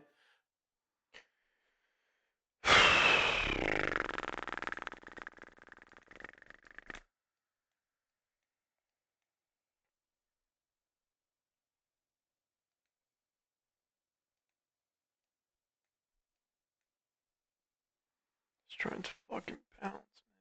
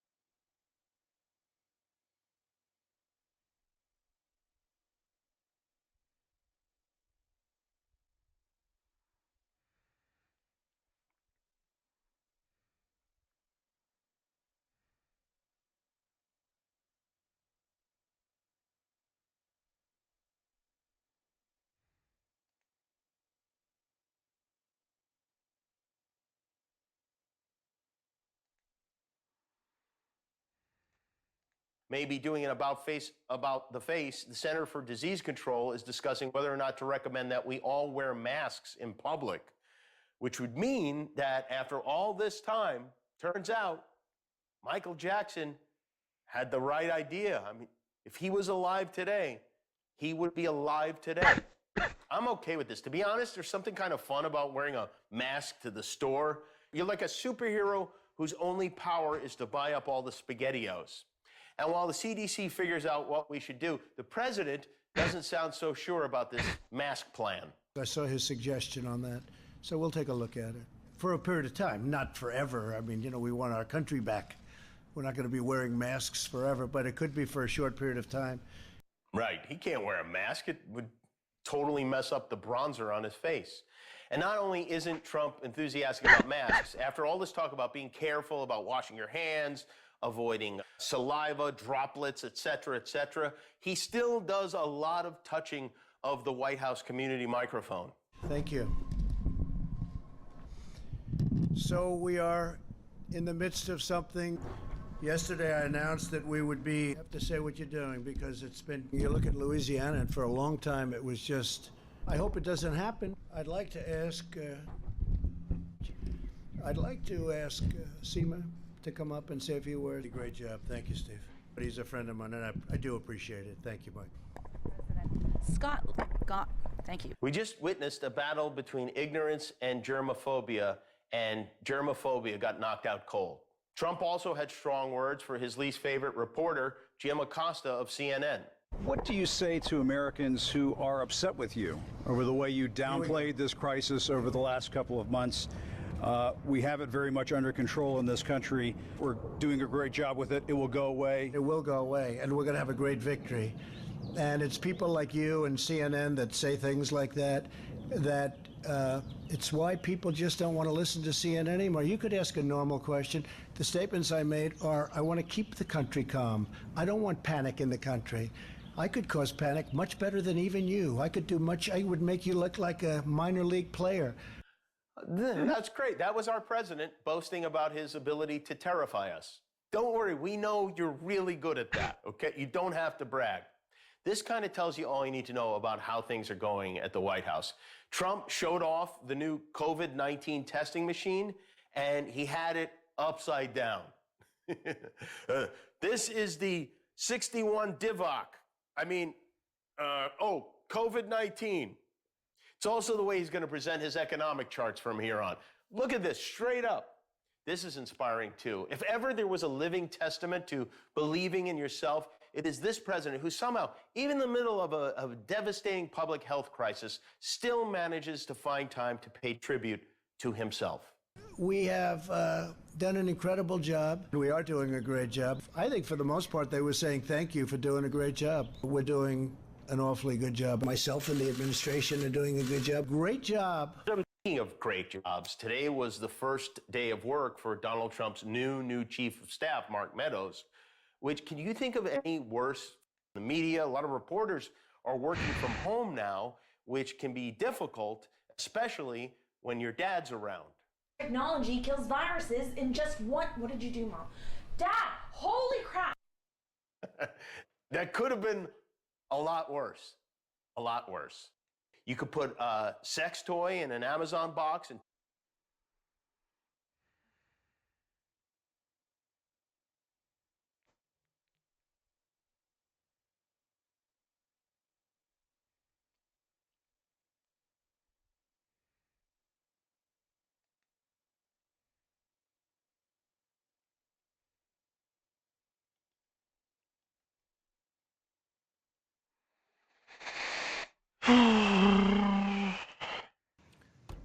Dr. Hotez, how are you, sir? Oh, it's great to see you again, Joe.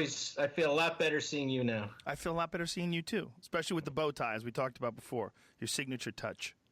Yeah, as I was saying, when I tried to start wearing a regular tie for a while, it was like when Dylan started switching to electric instruments at the Newport Folk Festival, and there were just cries of outrage, so I had to... What kind of cries of outrage are you getting about your bow tie, especially in these trying times? No, they like the bow tie. The point was I tried to switch to regular tie for a while, and they said that there's no way that can happen. Yeah, that's what I meant. I screwed it up. But I meant, like, who's getting upset at you wearing a regular tie? Those people need to get a life.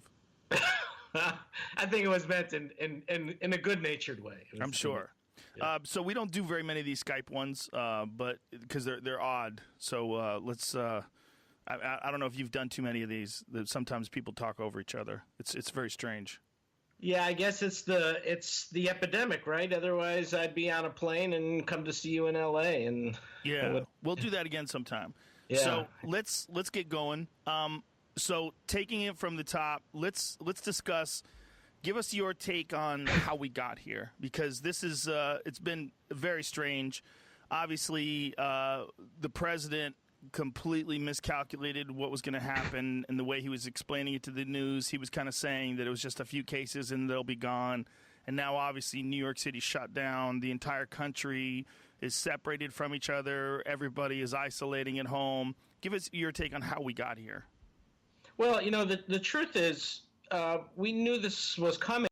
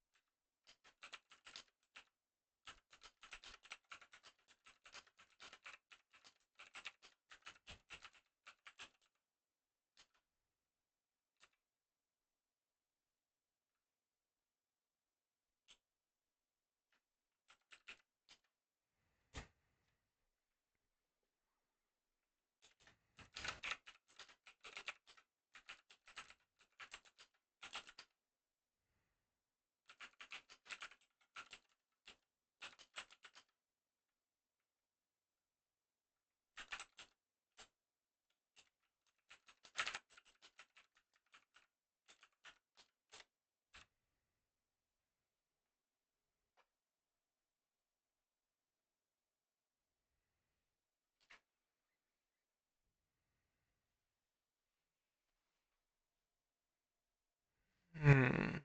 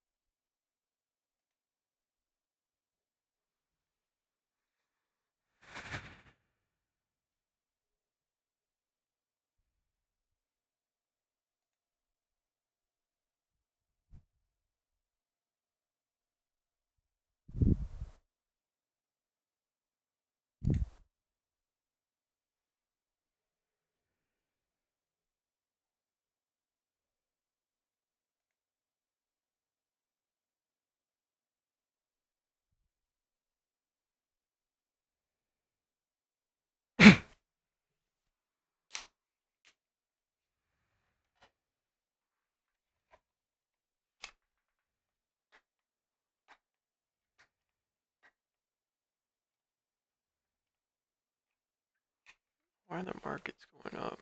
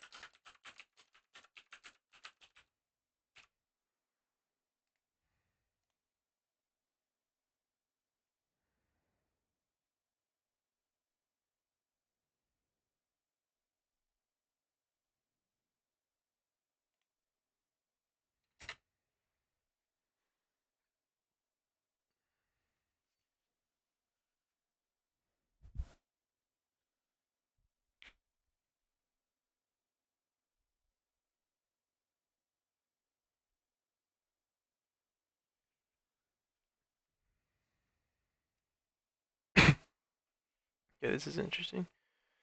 Spy's breaking out, but BA isn't, so something's holding BA back.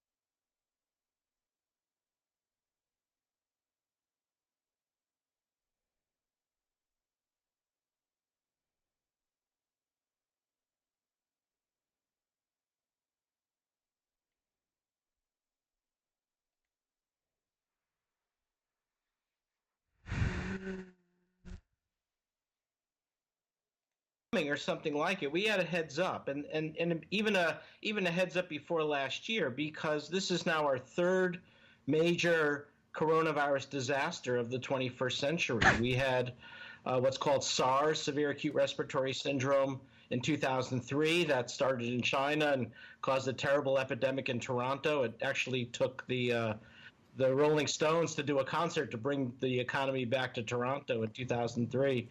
And then it was MERS coronavirus infection in 2012, and this is the third one. So we actually realized that coronaviruses were going to become a new thing, and we embarked on a big coronavirus vaccine program a decade ago. And each time they've caused devastating hospital epidemics. They've affected healthcare workers. So the point is, this unfortunately has become a new normal for the globe, is terrible coronavirus epidemics. And we saw this one coming up at the end of 2019 in China. And I knew we were in for trouble, because that's what coronaviruses do. So you knew that we were going to be in trouble because there was no way they could contain it and keep it in China? Well, the difference with this one compared to the other two was this. The other two, SARS and MERS, now we call this new one SARS-2. So there was SARS-1, then MERS, then SARS-2. So both SARS-1 and MERS made you so sick and had such a high case fatality rate that anybody who got it was almost immediately hospitalized and basically out of the community. The difference with this one, ironically, is it's pretty lethal. It's about 5 to 10 times more lethal than regular flu, seasonal flu. But also there's a big group of people who don't get very sick at all. And so you have this sort of perfect mix where it's not the most lethal infection we've ever seen. It's not the most transmissible infection we've ever seen, but it's high enough in both categories that it combines in this very toxic way. So what you have is you have a group of people who are getting very sick or in the intensive care unit, like older people, those with diabetes and hypertension, even a group of younger people who are getting it very sick, and then a larger group who are only getting mildly sick, who could still walk around the community and be out and about in stores and restaurants and infecting everybody. And so this is what's caused the problem. It's highly transmissible, and there's a big group of people walking around spreading it, and a smaller subset, but a big subset, who are getting very sick and even dying in intensive care units. So that's what's playing out in New York City right now, for instance. Do we know why so many people are asymptomatic? We don't. We really don't. There's a rough correlation with age. So younger people seem to do better, and actually kids seem to do really well with this infection. They don't get, with one exception that I'll tell you about in a minute, most kids don't get very sick at all, but they're helping with the community spread. And we don't quite know why. Also, but something that's very important, and one of the reasons why I really wanted to come on and talk to you about COVID, is there's this buzz out there in the community that it's only old people that are getting sick and dying and going to ICUs. But in fact, the Centers for Disease Control came out with this very chilling document a few weeks ago showing that about a third of the very sick people in the hospital are under the age of 40 or 44. So between 20 and 44, young adults are getting very sick. And that word has not gotten out adequately, because when this infection first appeared in central China, it was all about older individuals over the age of 70, those with diabetes and hypertension, and we didn't hear about the young adults. But then, for reasons that we don't understand, we saw this big group in Italy and France, Spain, of younger adults, and we're seeing that play out in the U.S. And I know, the people who listen to you and watch you, it's a big group between that age of 20 and 44, and they really need to hear that they're at risk for severe illness, despite what they might have heard previously. Well, we have a friend, Michael Yo, who was actually on a podcast with me the week before he went to New York. He was there that weekend, actually, and that's when he got it. So he got COVID-19 in Manhattan and then flew back, got sick. And here's what's really, maybe you could help me with this. He said he was feeling terrible and then took Advil, and it got exponentially worse. Is that coincidental, do you think? I mean, there's been talks of avoiding ibuprofen. Michael's 45 years old, very healthy, very robust guy. So when he was in the hospital for a week, and his words were, "I almost died." I mean, he was really concerned. What about ibuprofen? So there's been a lot of buzz on the internet about ibuprofen, and then the World Health Organization came out with a specific statement saying those are rumors. So there's not a lot of evidence to say that you get worse with ibuprofen. Probably he was just one of those young adults that's going to get very sick, and that's what this virus does. It has the ability to get deep into the pulmonary system in your lungs, binds to receptors on the cells of your lungs, and causes a terrible pneumonia, and on top of it you get a big inflammatory response. So it really it's a severe pneumonia, can even prevent your ability to breathe, and that's why so many people who are getting really sick with this virus have to go on respirators. That's exactly what happened to Michael. He got pneumonia. So there's a rumor that you shouldn't take ibuprofen, but is that unfounded? Are you advising people to take ibuprofen? Do you think they should just avoid it just in case? And where did this rumor start from? And what is the concern with ibuprofen? And then you've got the problem, some people, also say don't take aspirin, because if this is a respiratory virus infection, there could be a severe reaction with aspirin as well. So for now, and I say the other thing, Joe, is anything we say today, I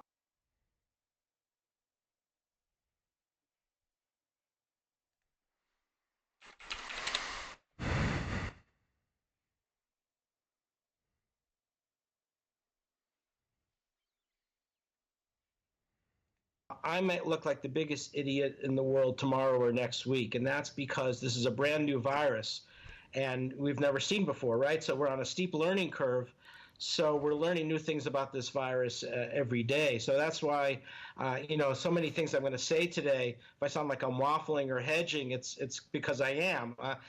We're learning so much that's new about this virus. So it's really important that everybody be really mindful and pay attention to real health information that from accurate sources, because things move, things change as we learn more about this. This is a virus that we didn't even know existed about 4 months ago, and we've learned about it in an incredible period of time. The Chinese put up a lot of information on these preprint servers about what the virus is, what the sequence is, the genetic code, what the receptor it binds to.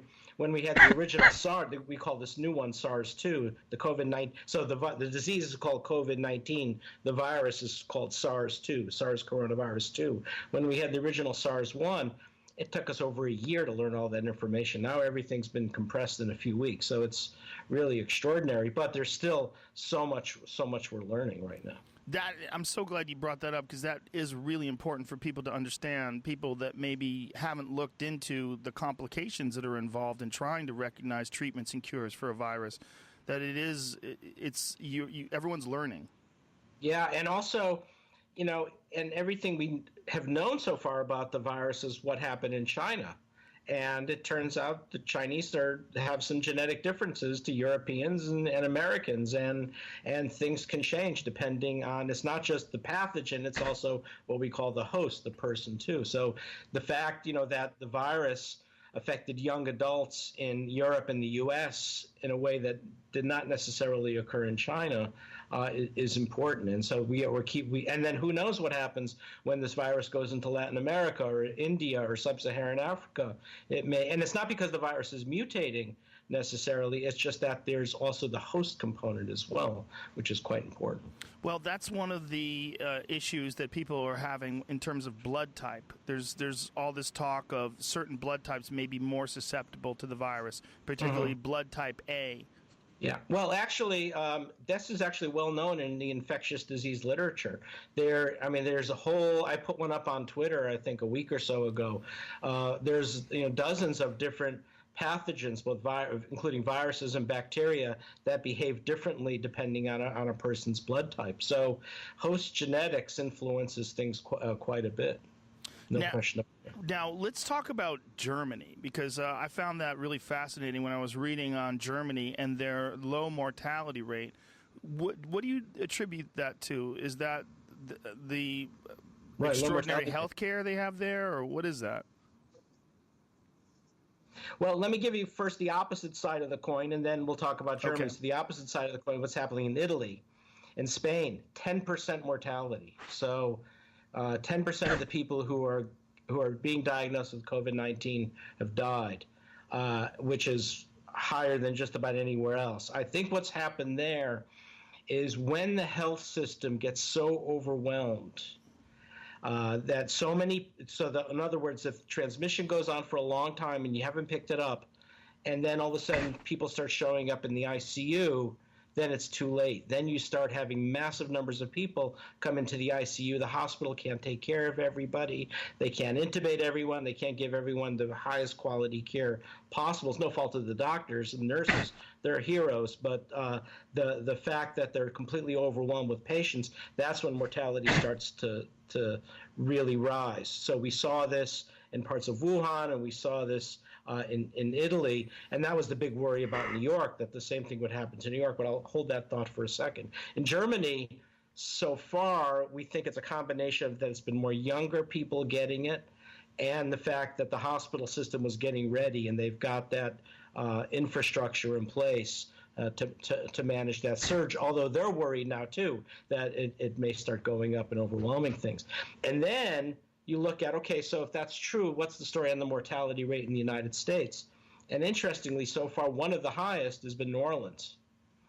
And I think what happened there was they kept the Mardi Gras open. They had lots of mixing and large numbers of people getting infected.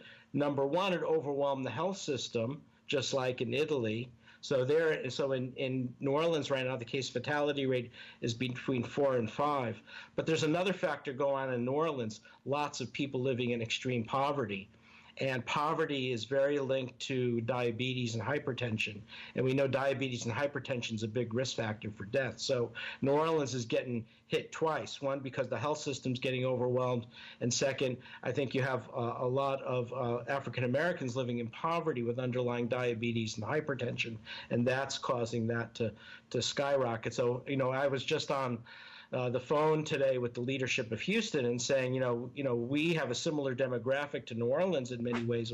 We're sister cities after Katrina, kind of linked at the hip. And they're our sister city. We love them. But, we have to recognize that even if we can handle the surge with our Texas Medical Center, we still have that demographic of African Americans, Hispanics with underlying diabetes and hypertension. I'm really worried we're going to see high mortality in Texas. Now, is another factor with Italy and their high mortality rate smoking?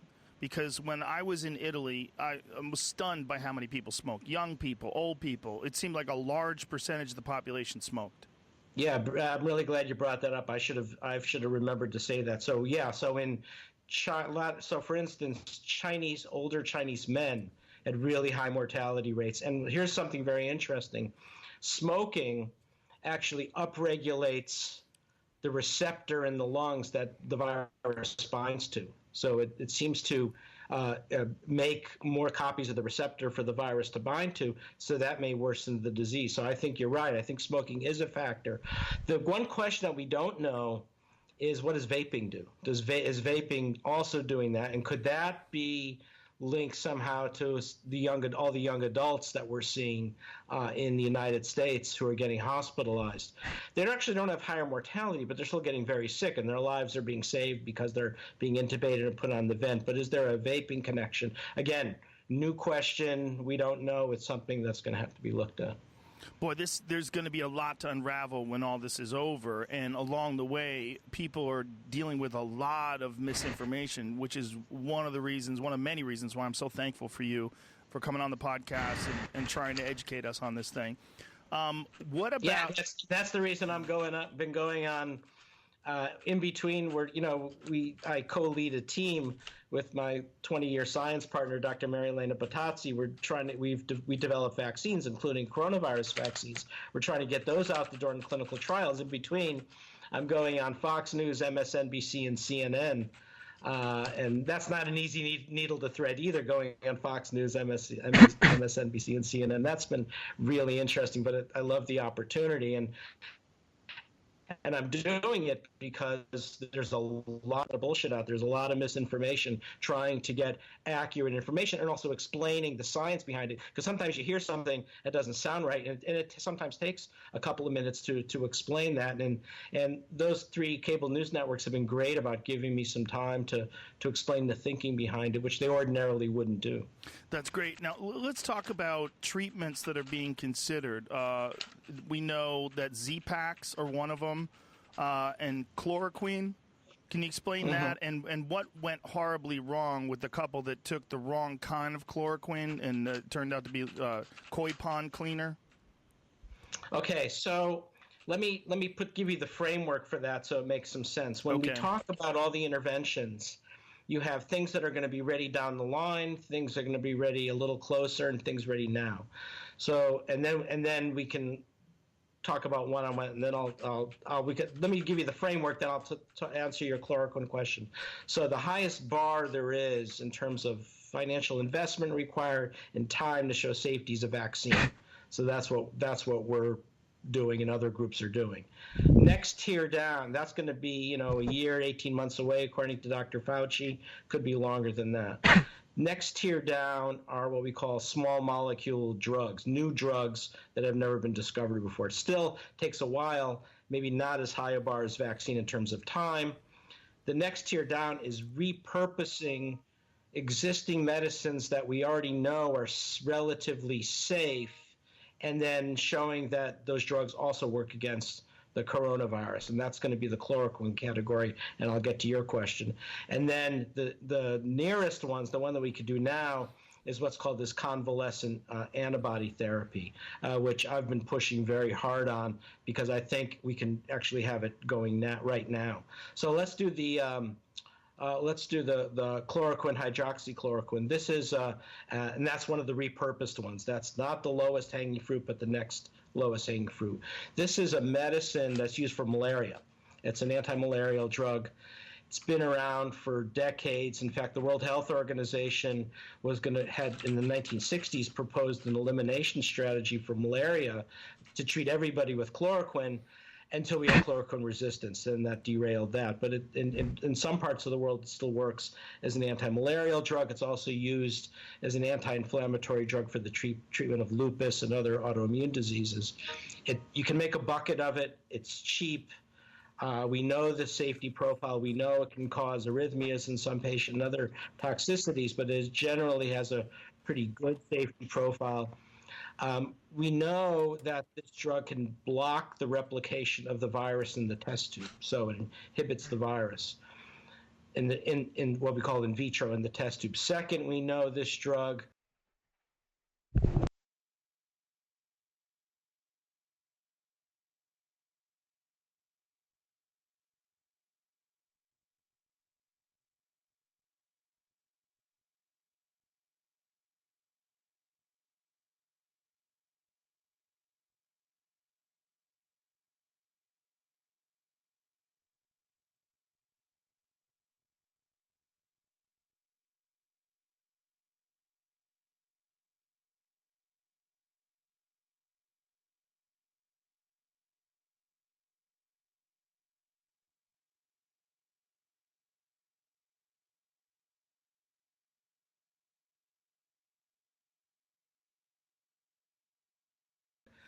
reduces inflammation. And that's nice because one of the things you get with COVID-19 pneumonia is you not only get the virus infection in the lung, you got a lot of inflammation. So it checks a couple of boxes in terms of why it's attractive to look at it. And then the Chinese did a small study.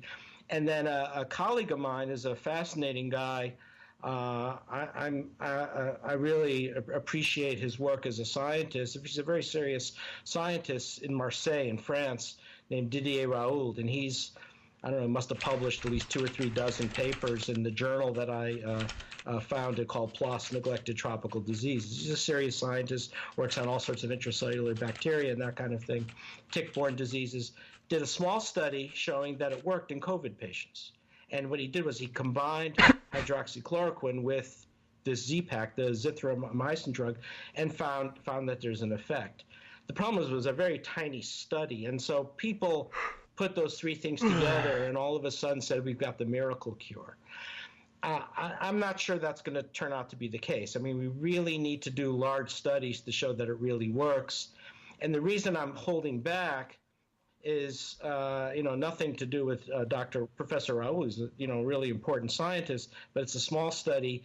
We were there about a decade ago with influenza, that this hydroxychloroquine also inhibited the influenza virus in the test tube, but then it didn't pan out in larger clinical studies.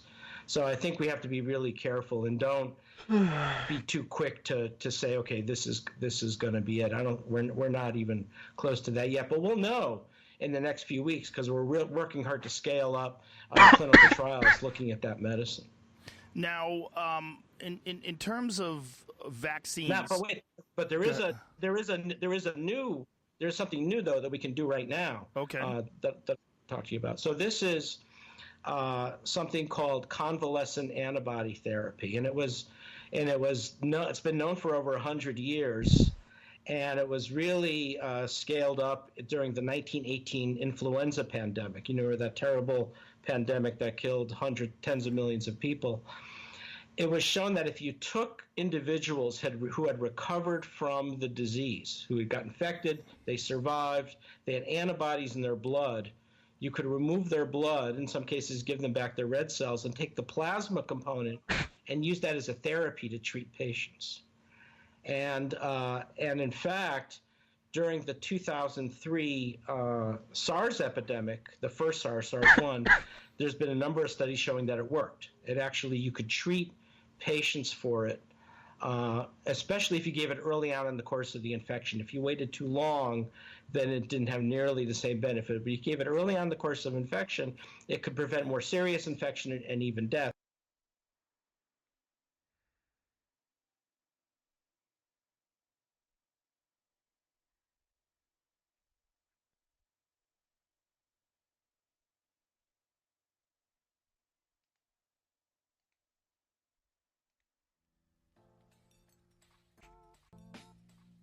You just minutes ago joining us. It's rare to get Ferguson in an interview. So, Ariel, what surprised you about your conversation with him? Kevin, I've been speaking to his agents over at the Balance Group for the last several days regarding this, and they've been telling me time and again that he's in good spirits, that he's positive, that he continues to train. But there was a part of me that didn't really believe them, to be honest, because there's so much going on. There's so much stress. They tried to book this fight 5 times before, and now it's fallen through again. And after speaking to him, I believe them because he does seem to be in good spirits. He does seem to be focused on fighting someone else on April 18th. Obviously, he's upset, but I really thought that was a great Tony Ferguson, a Ferguson who appears to be focused and just April patient and just to a moment.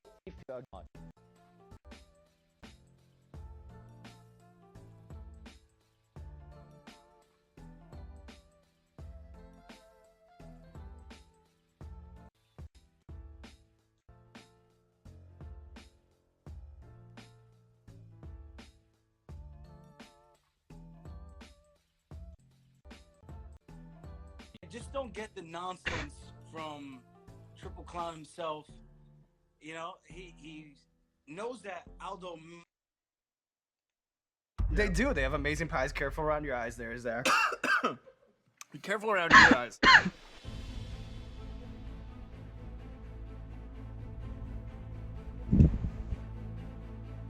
Hey, what's going on, everybody? For First We Feast, I'm Sean Evans, and you're watching Hot Ones. It's the show with hot questions and even hotter wings. And today we're joined by Zac Efron. He's an actor you know from films like The Greatest Showman, Neighbors, and Ted Bundy, Extremely Wicked.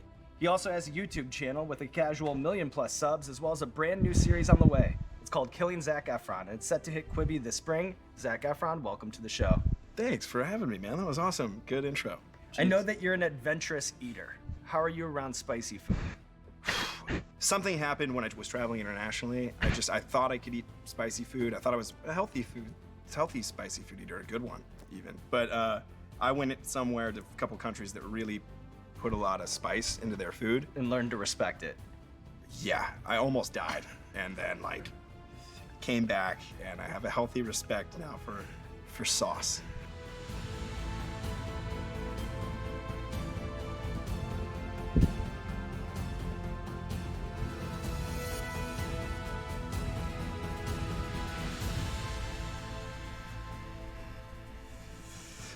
Are you going already? Let's diving right in.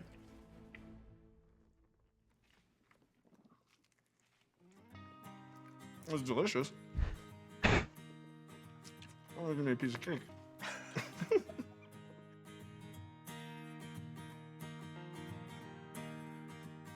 So in watching your new Quibi show, Killing Zac Efron, it's clear that you have an affinity for extreme situations, like going deep into these dangerous jungles to hunt crocodiles. Is part of the appeal of shooting in these remote locations is that they're thousands of miles away from Hollywood? Like, are you kind of interested in the fact that you're kind of escaping the Hollywood machine, even though you're obviously bringing cameras along for the journey? It's interesting that you put it that way. Yes. Escape, I call it escaping. I think it definitely is escaping. But going on trips, like on the weekend, going into the woods, backpacking, camping, rock climbing, these things are very ingrained in who I am as a person. So that's my therapy. I do that to get away and to sort of have some sort of equilibrium. Helps me think and process. I have no trouble sleeping when I'm camping. I can go out there and reset for a weekend. And I'll come back and I'll be struggle city sleeping in LA, no matter where I am. But it's fun to get out there. It's fun to bring friends. So yeah, get outside. That's a prescription.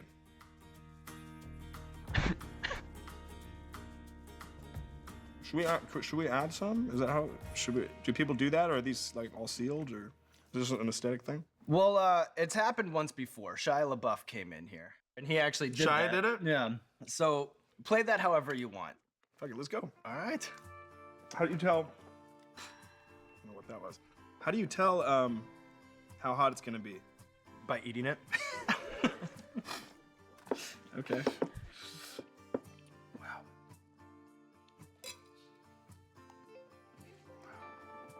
This is gonna be messy.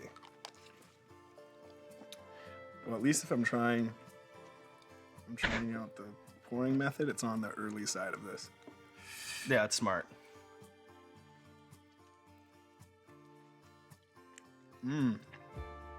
So on your YouTube channel, you have this show, Gym Time, where you work out with everyone from NFL stars to Victoria's Secret models.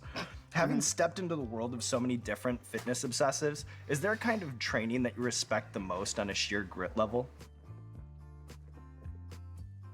Yeah, that's a good question. For me, athletes are like movie stars, I would say. It's when I get to meet or hang out with somebody who's an inspiration to me through whatever their art or craft is, that's really fun. And if they want to train with me, unreal. I'm getting this to peek behind the curtain and sort of just have fun with them and see them in their element. Because that's all they do is they train. Some of them are savage. I'm always amazed by certain actors' abilities to transform their bodies based on the requirements of whatever character they're playing from movie to movie. Definitely, yeah. What's the difference in how you and your trainer might approach playing like a Baywatch lifeguard versus playing like Ted Bundy? Man, another great question. That was actually a really important time to do Baywatch because I realized that when I was done with that movie, I don't ever want to be in that good a shape again. Really. It was so hard. You're working with almost no wiggle room, right? You've got things like water under your skin that you're worrying about, like making your 6-pack into a 4-pack, shit like that. That's just not, it's just stupid. Yeah. It's just not real. And I'm happy that it worked. I'm happy that it got me through it. I may do it again if it was something worthwhile, but we'll wait till it gets to that. I don't need to. I'm good. Take care of your heart. Take care of your brain. You're good.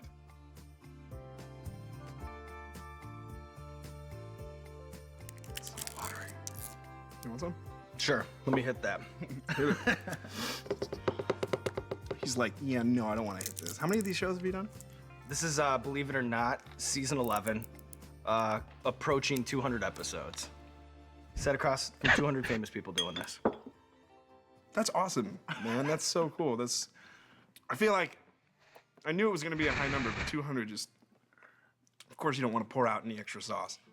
No, but you know what? I like the new experience, you know? That's what I think is funny about this, is that in the hundreds of times that we've done it, there have been so many different ways that it's approached. Cool. You know? It is a good, this whole setup is just money, man. Like, this is why you go out to eat wings, so you can be with your homies, man. This is awesome. So I'm fascinated by your signed baseball collection, which isn't just something that you spent millions of dollars on. It's something that dates back to you being a little kid chasing down home run balls at Giants games. That's exactly right. Do you have a favorite story or a baseball that to you is like a crown jewel in the collection? Dusty Baker, the coach.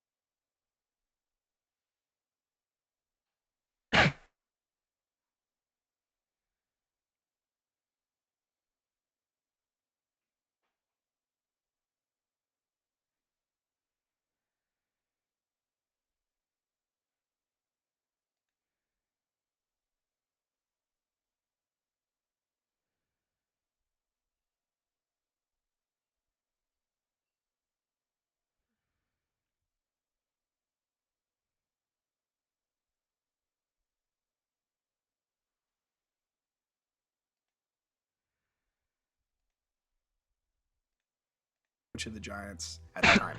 He drove by and he was on a motorcycle, so he didn't have a window he could roll up. So he saw like there was a couple people waiting for him. And I ran up with a baseball, and I was like, "We signed on this." You know, I had like a blue pen and the sweet spot of a brand new ball, and I showed it to him.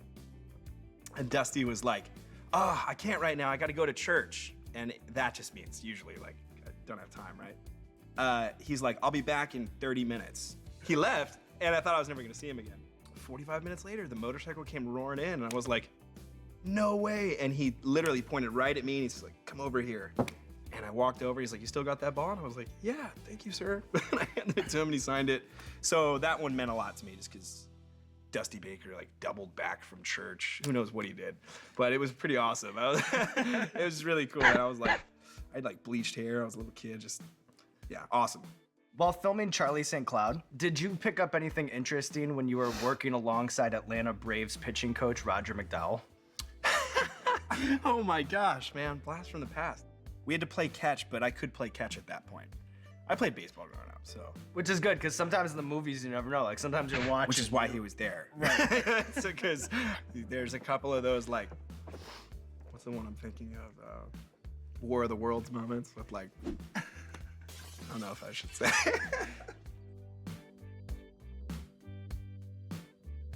I like mustard's. I like mustard a lot. So as we mentioned, you're a seasoned traveler, crisscrossing across the globe for your own adventures, and then of course even your movie roles. If you could spend 1 month surfing anywhere, where would you go?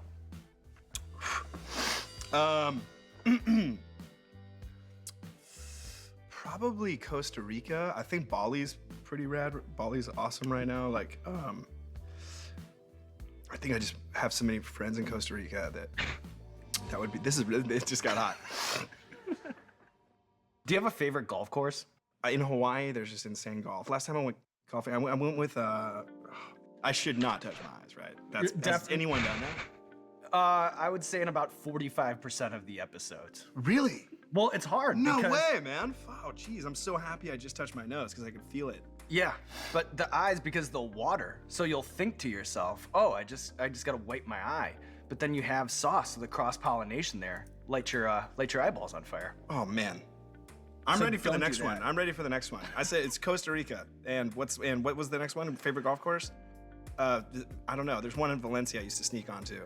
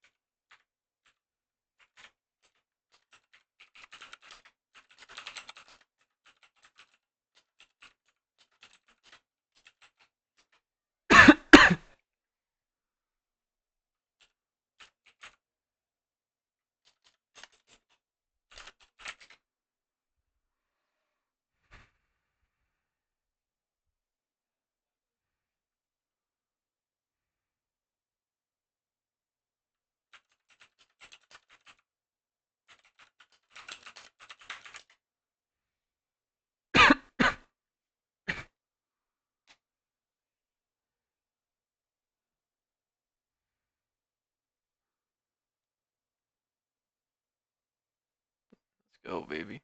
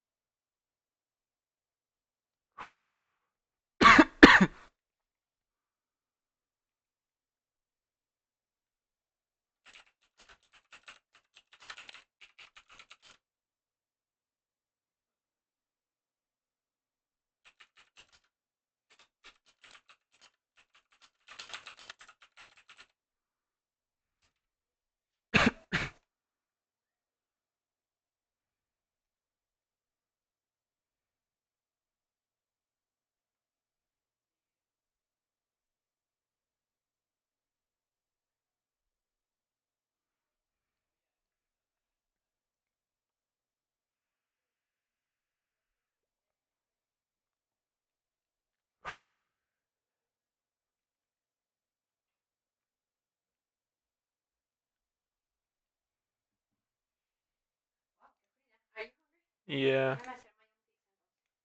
Okay. I don't know. Did you text her? No. No, I think she'll be able to come.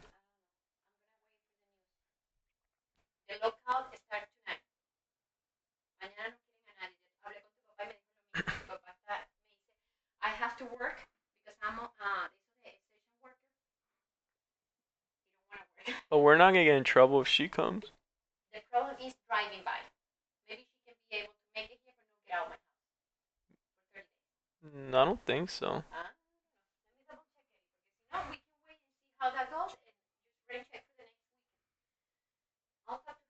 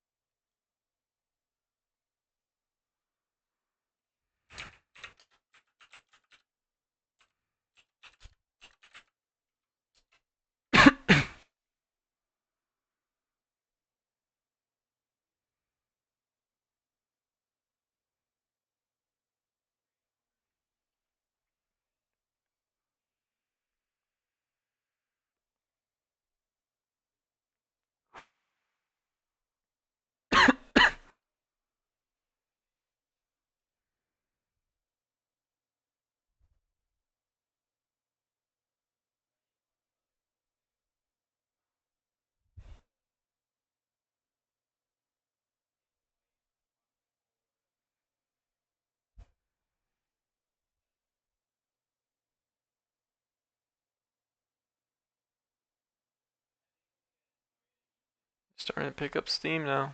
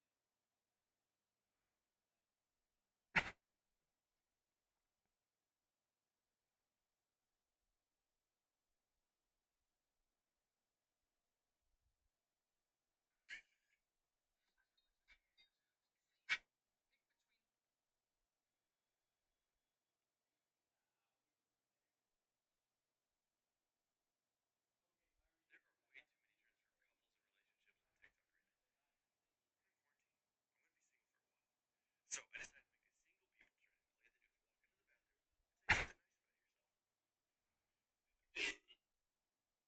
That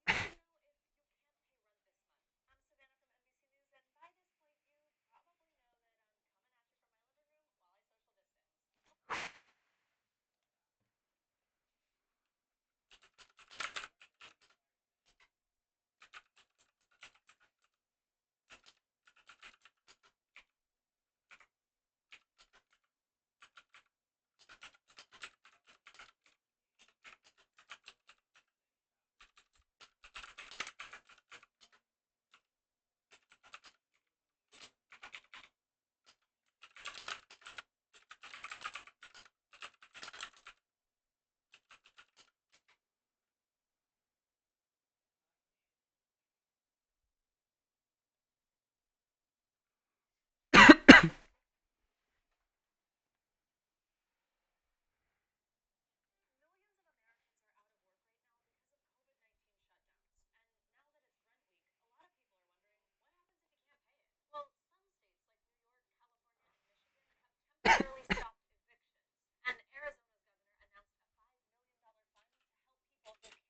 federal mortgages. But those changes don't really help out millions of people who own homes who don't have government-backed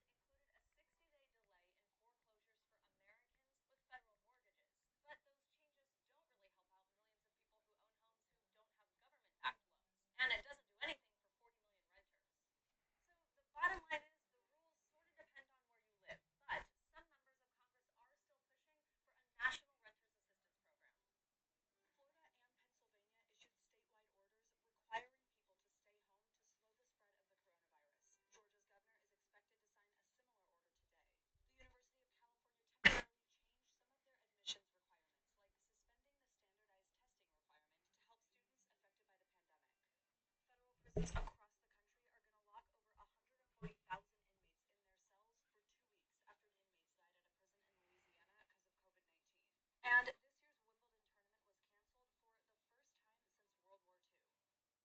I personally didn't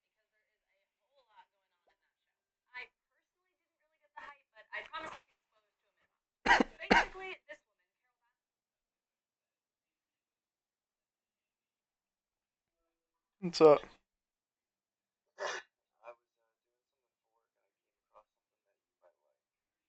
Okay. So, like I told you, I've been looking at coronavirus shit.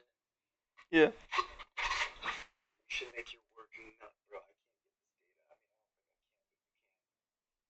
I'm comparing, or at least I'm trying to compare, the hotel revenue per room of like the average hotels. Total. Yeah. All together. The average revenue per room that they made during the recession. Comparing it to how much they're gonna pay per room now during the coronavirus. That's cool.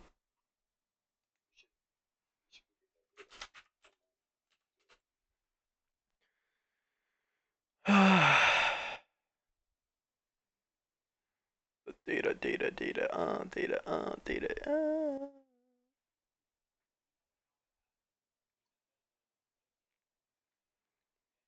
I'm just watching the markets fall.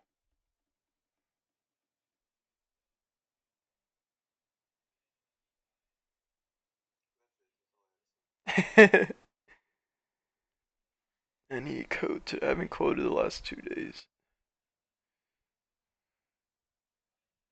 3 days. 3 days, yeah.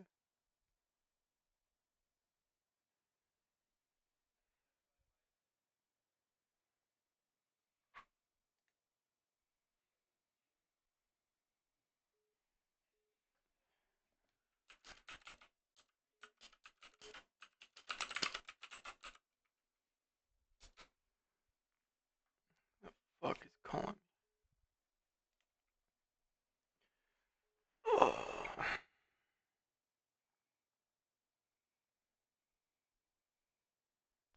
Are you working?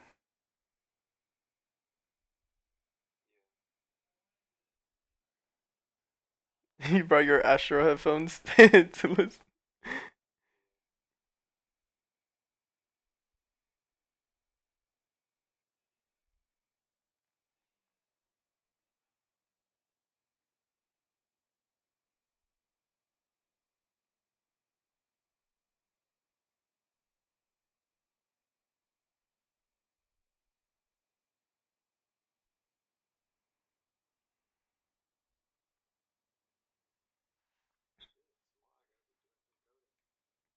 And what?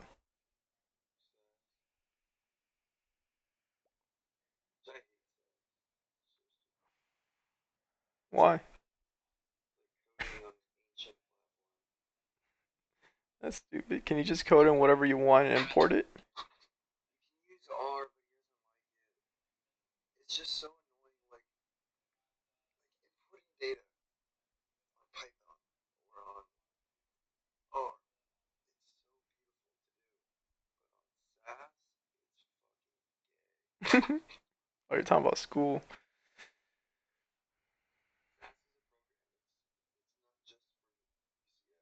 Yeah.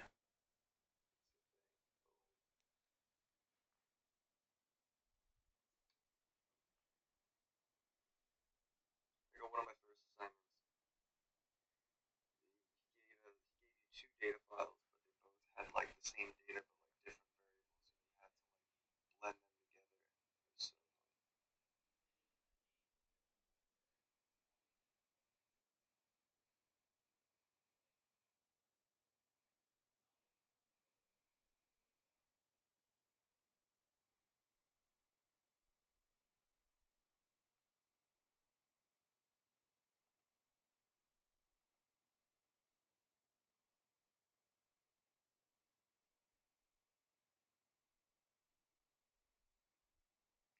You're so messy.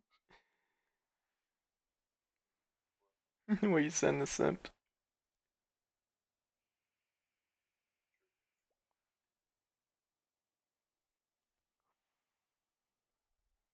I thought you said your boss was bad as fuck. Oh.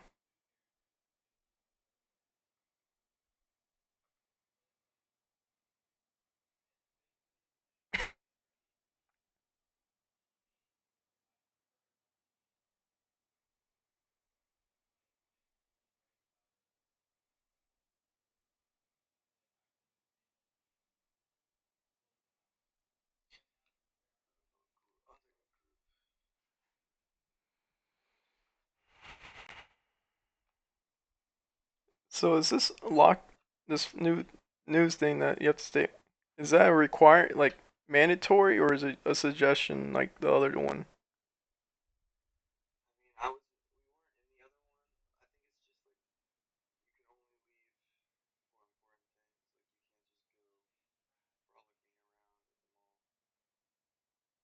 Oh, they're not gonna stop you if you're on the road then, I guess.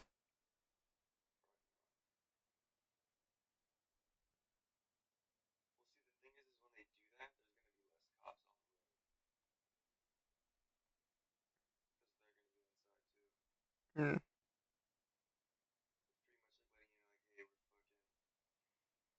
shutting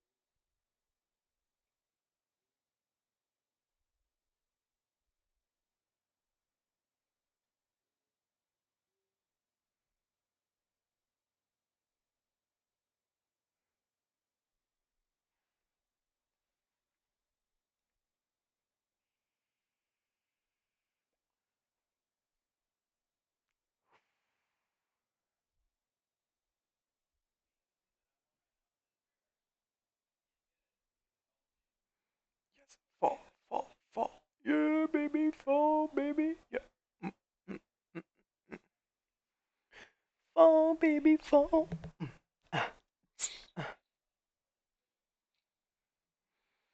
Hmm.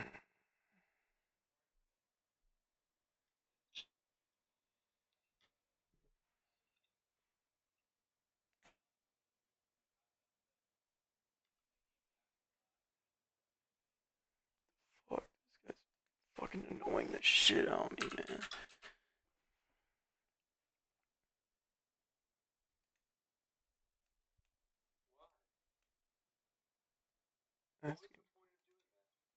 What?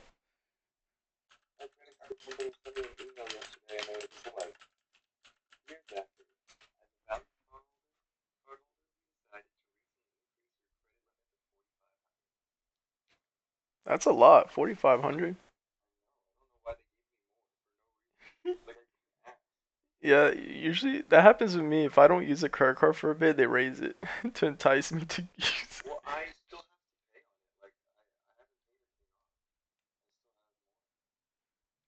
Which credit card? How much you got on there?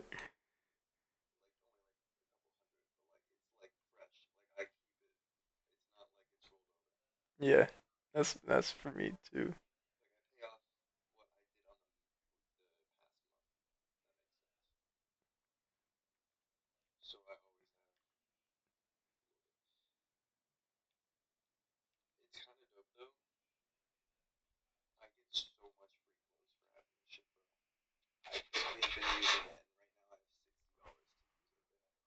Oh, Banana Republic, the clothing, is that like American Eagle, but that type of store? It's way nicer. It has like suits, tuxes. It actually has this jacket that I'm wearing. What the fuck are you wearing? Why are you?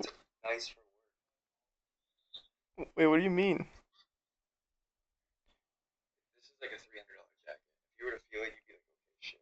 But I only got. I bought this jacket for $1. Wait, you need to do video calls the whole time you're at work? Oh. You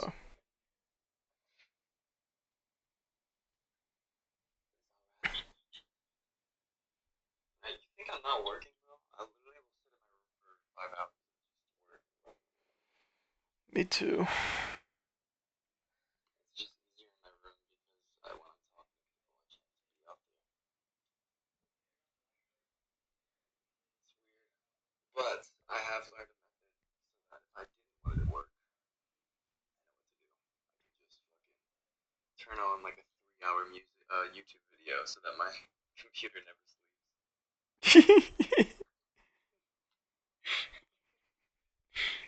So bad.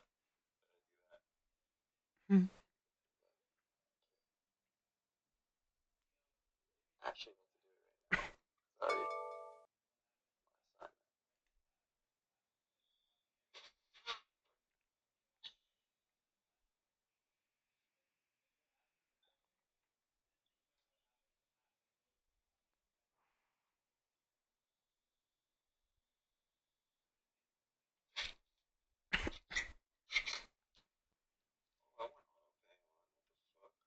Oh, I took mine off for my car. Why? I don't want it accidentally giving money when I already suspended my thing for 2 months. Oh, I'm not suspending my shit. But I wanted to at least pay the minimum payment if I forget to pay. Just do it now. That's why I do it with my credit card. Well, no, I'm waiting to get my tax money for it. You still haven't got your tax? I should get it either I should either get it next week or the week after. I filed it 5 days ago. And it was pushed back like 3 months because of the coronavirus. Yeah. Damn. And then we're gonna get a new one. I got a good amount back. How much? Like 901. How much did you make? Like 18,000, 19,000? 16, I think. What the fuck? I made 23,000. I only got 1,700 or 1,077. I think after like a certain threshold, they cut off more. Yeah, I think they cut mine off. After 20. Damn. Something like that. I don't know. That makes sense. there's like something that once you start making I find it funny that people don't understand. wait, that's weird. Maybe you made 23 on paper. I think either 23 or 21. On just your paycheck? Yeah, all of them.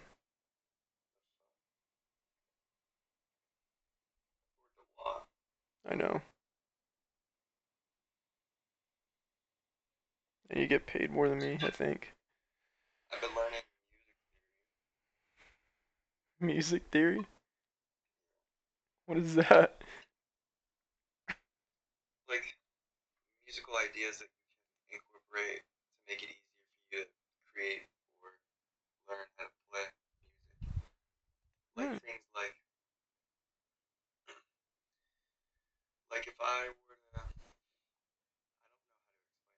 but if I were to start, these are called scales, where you go, you know how on a piano, there's like a certain amount of keys, but like it's just like the same keys in higher pitch. Yeah. That makes sense? Yeah. You go C, D, E, F, G, A, B, and then C again. Sure. I just named you from C to C. That's one octave, but also the C scale. You can start a scale from every single note. And so, like, say I wanted to do the D scale, I start with the D note, and then if I wanted to do the whole D scale, there's a formula for every single possible scale on a piano or on any musical note. And it's whole, half, half. I know you have no idea what that means. Yeah. It means you do a whole step, half step, which is just skipping. A whole step is skipping 2 notes pretty much, including the black keys. So like if I were to skip a white and then a black and then I go to the next one, that's a whole step. And that pretty much creates your scale. So that's all 7 notes that you hit in that scale. I named 7 notes when I said C, D, E, F, G, A, B.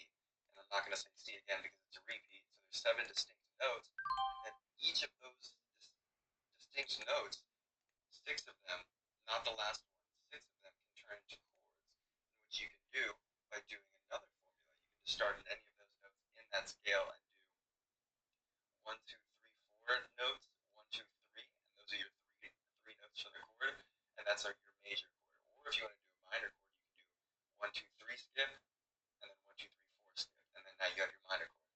And I can pretty much just with that come up with hundreds of chords, not really hundreds, but like just a fuck ton of them. And then you can use like a number system to create a chord progression through that. So I just pretty much walked you through how to make a song if you just wanted to use complete math for it pretty much. Yeah.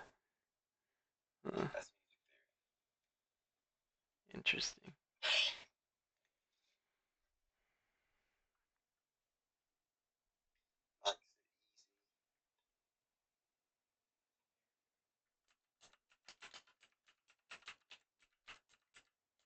I can hop in Discord if you want to talk about it. In your room? No, in the living room. Pause. I'm gonna play some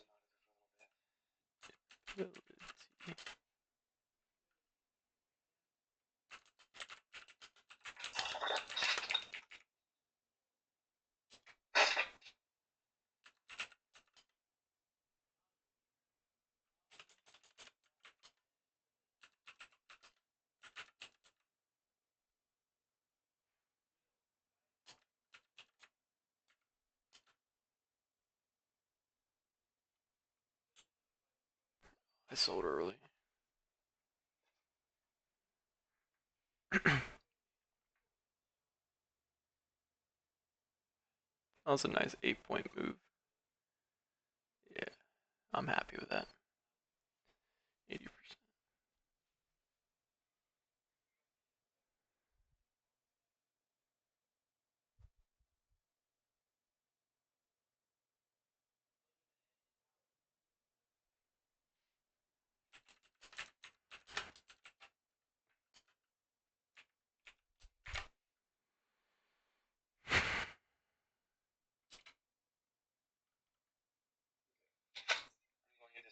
Okay.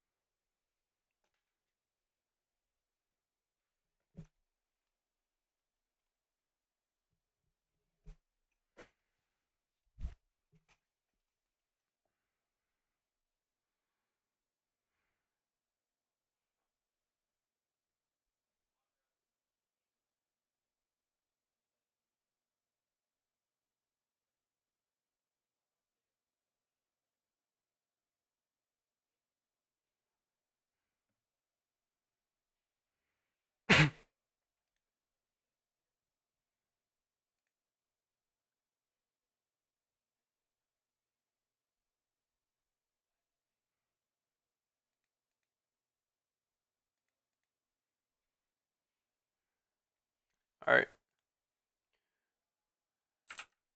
I'm gonna make a video. I'm done trading.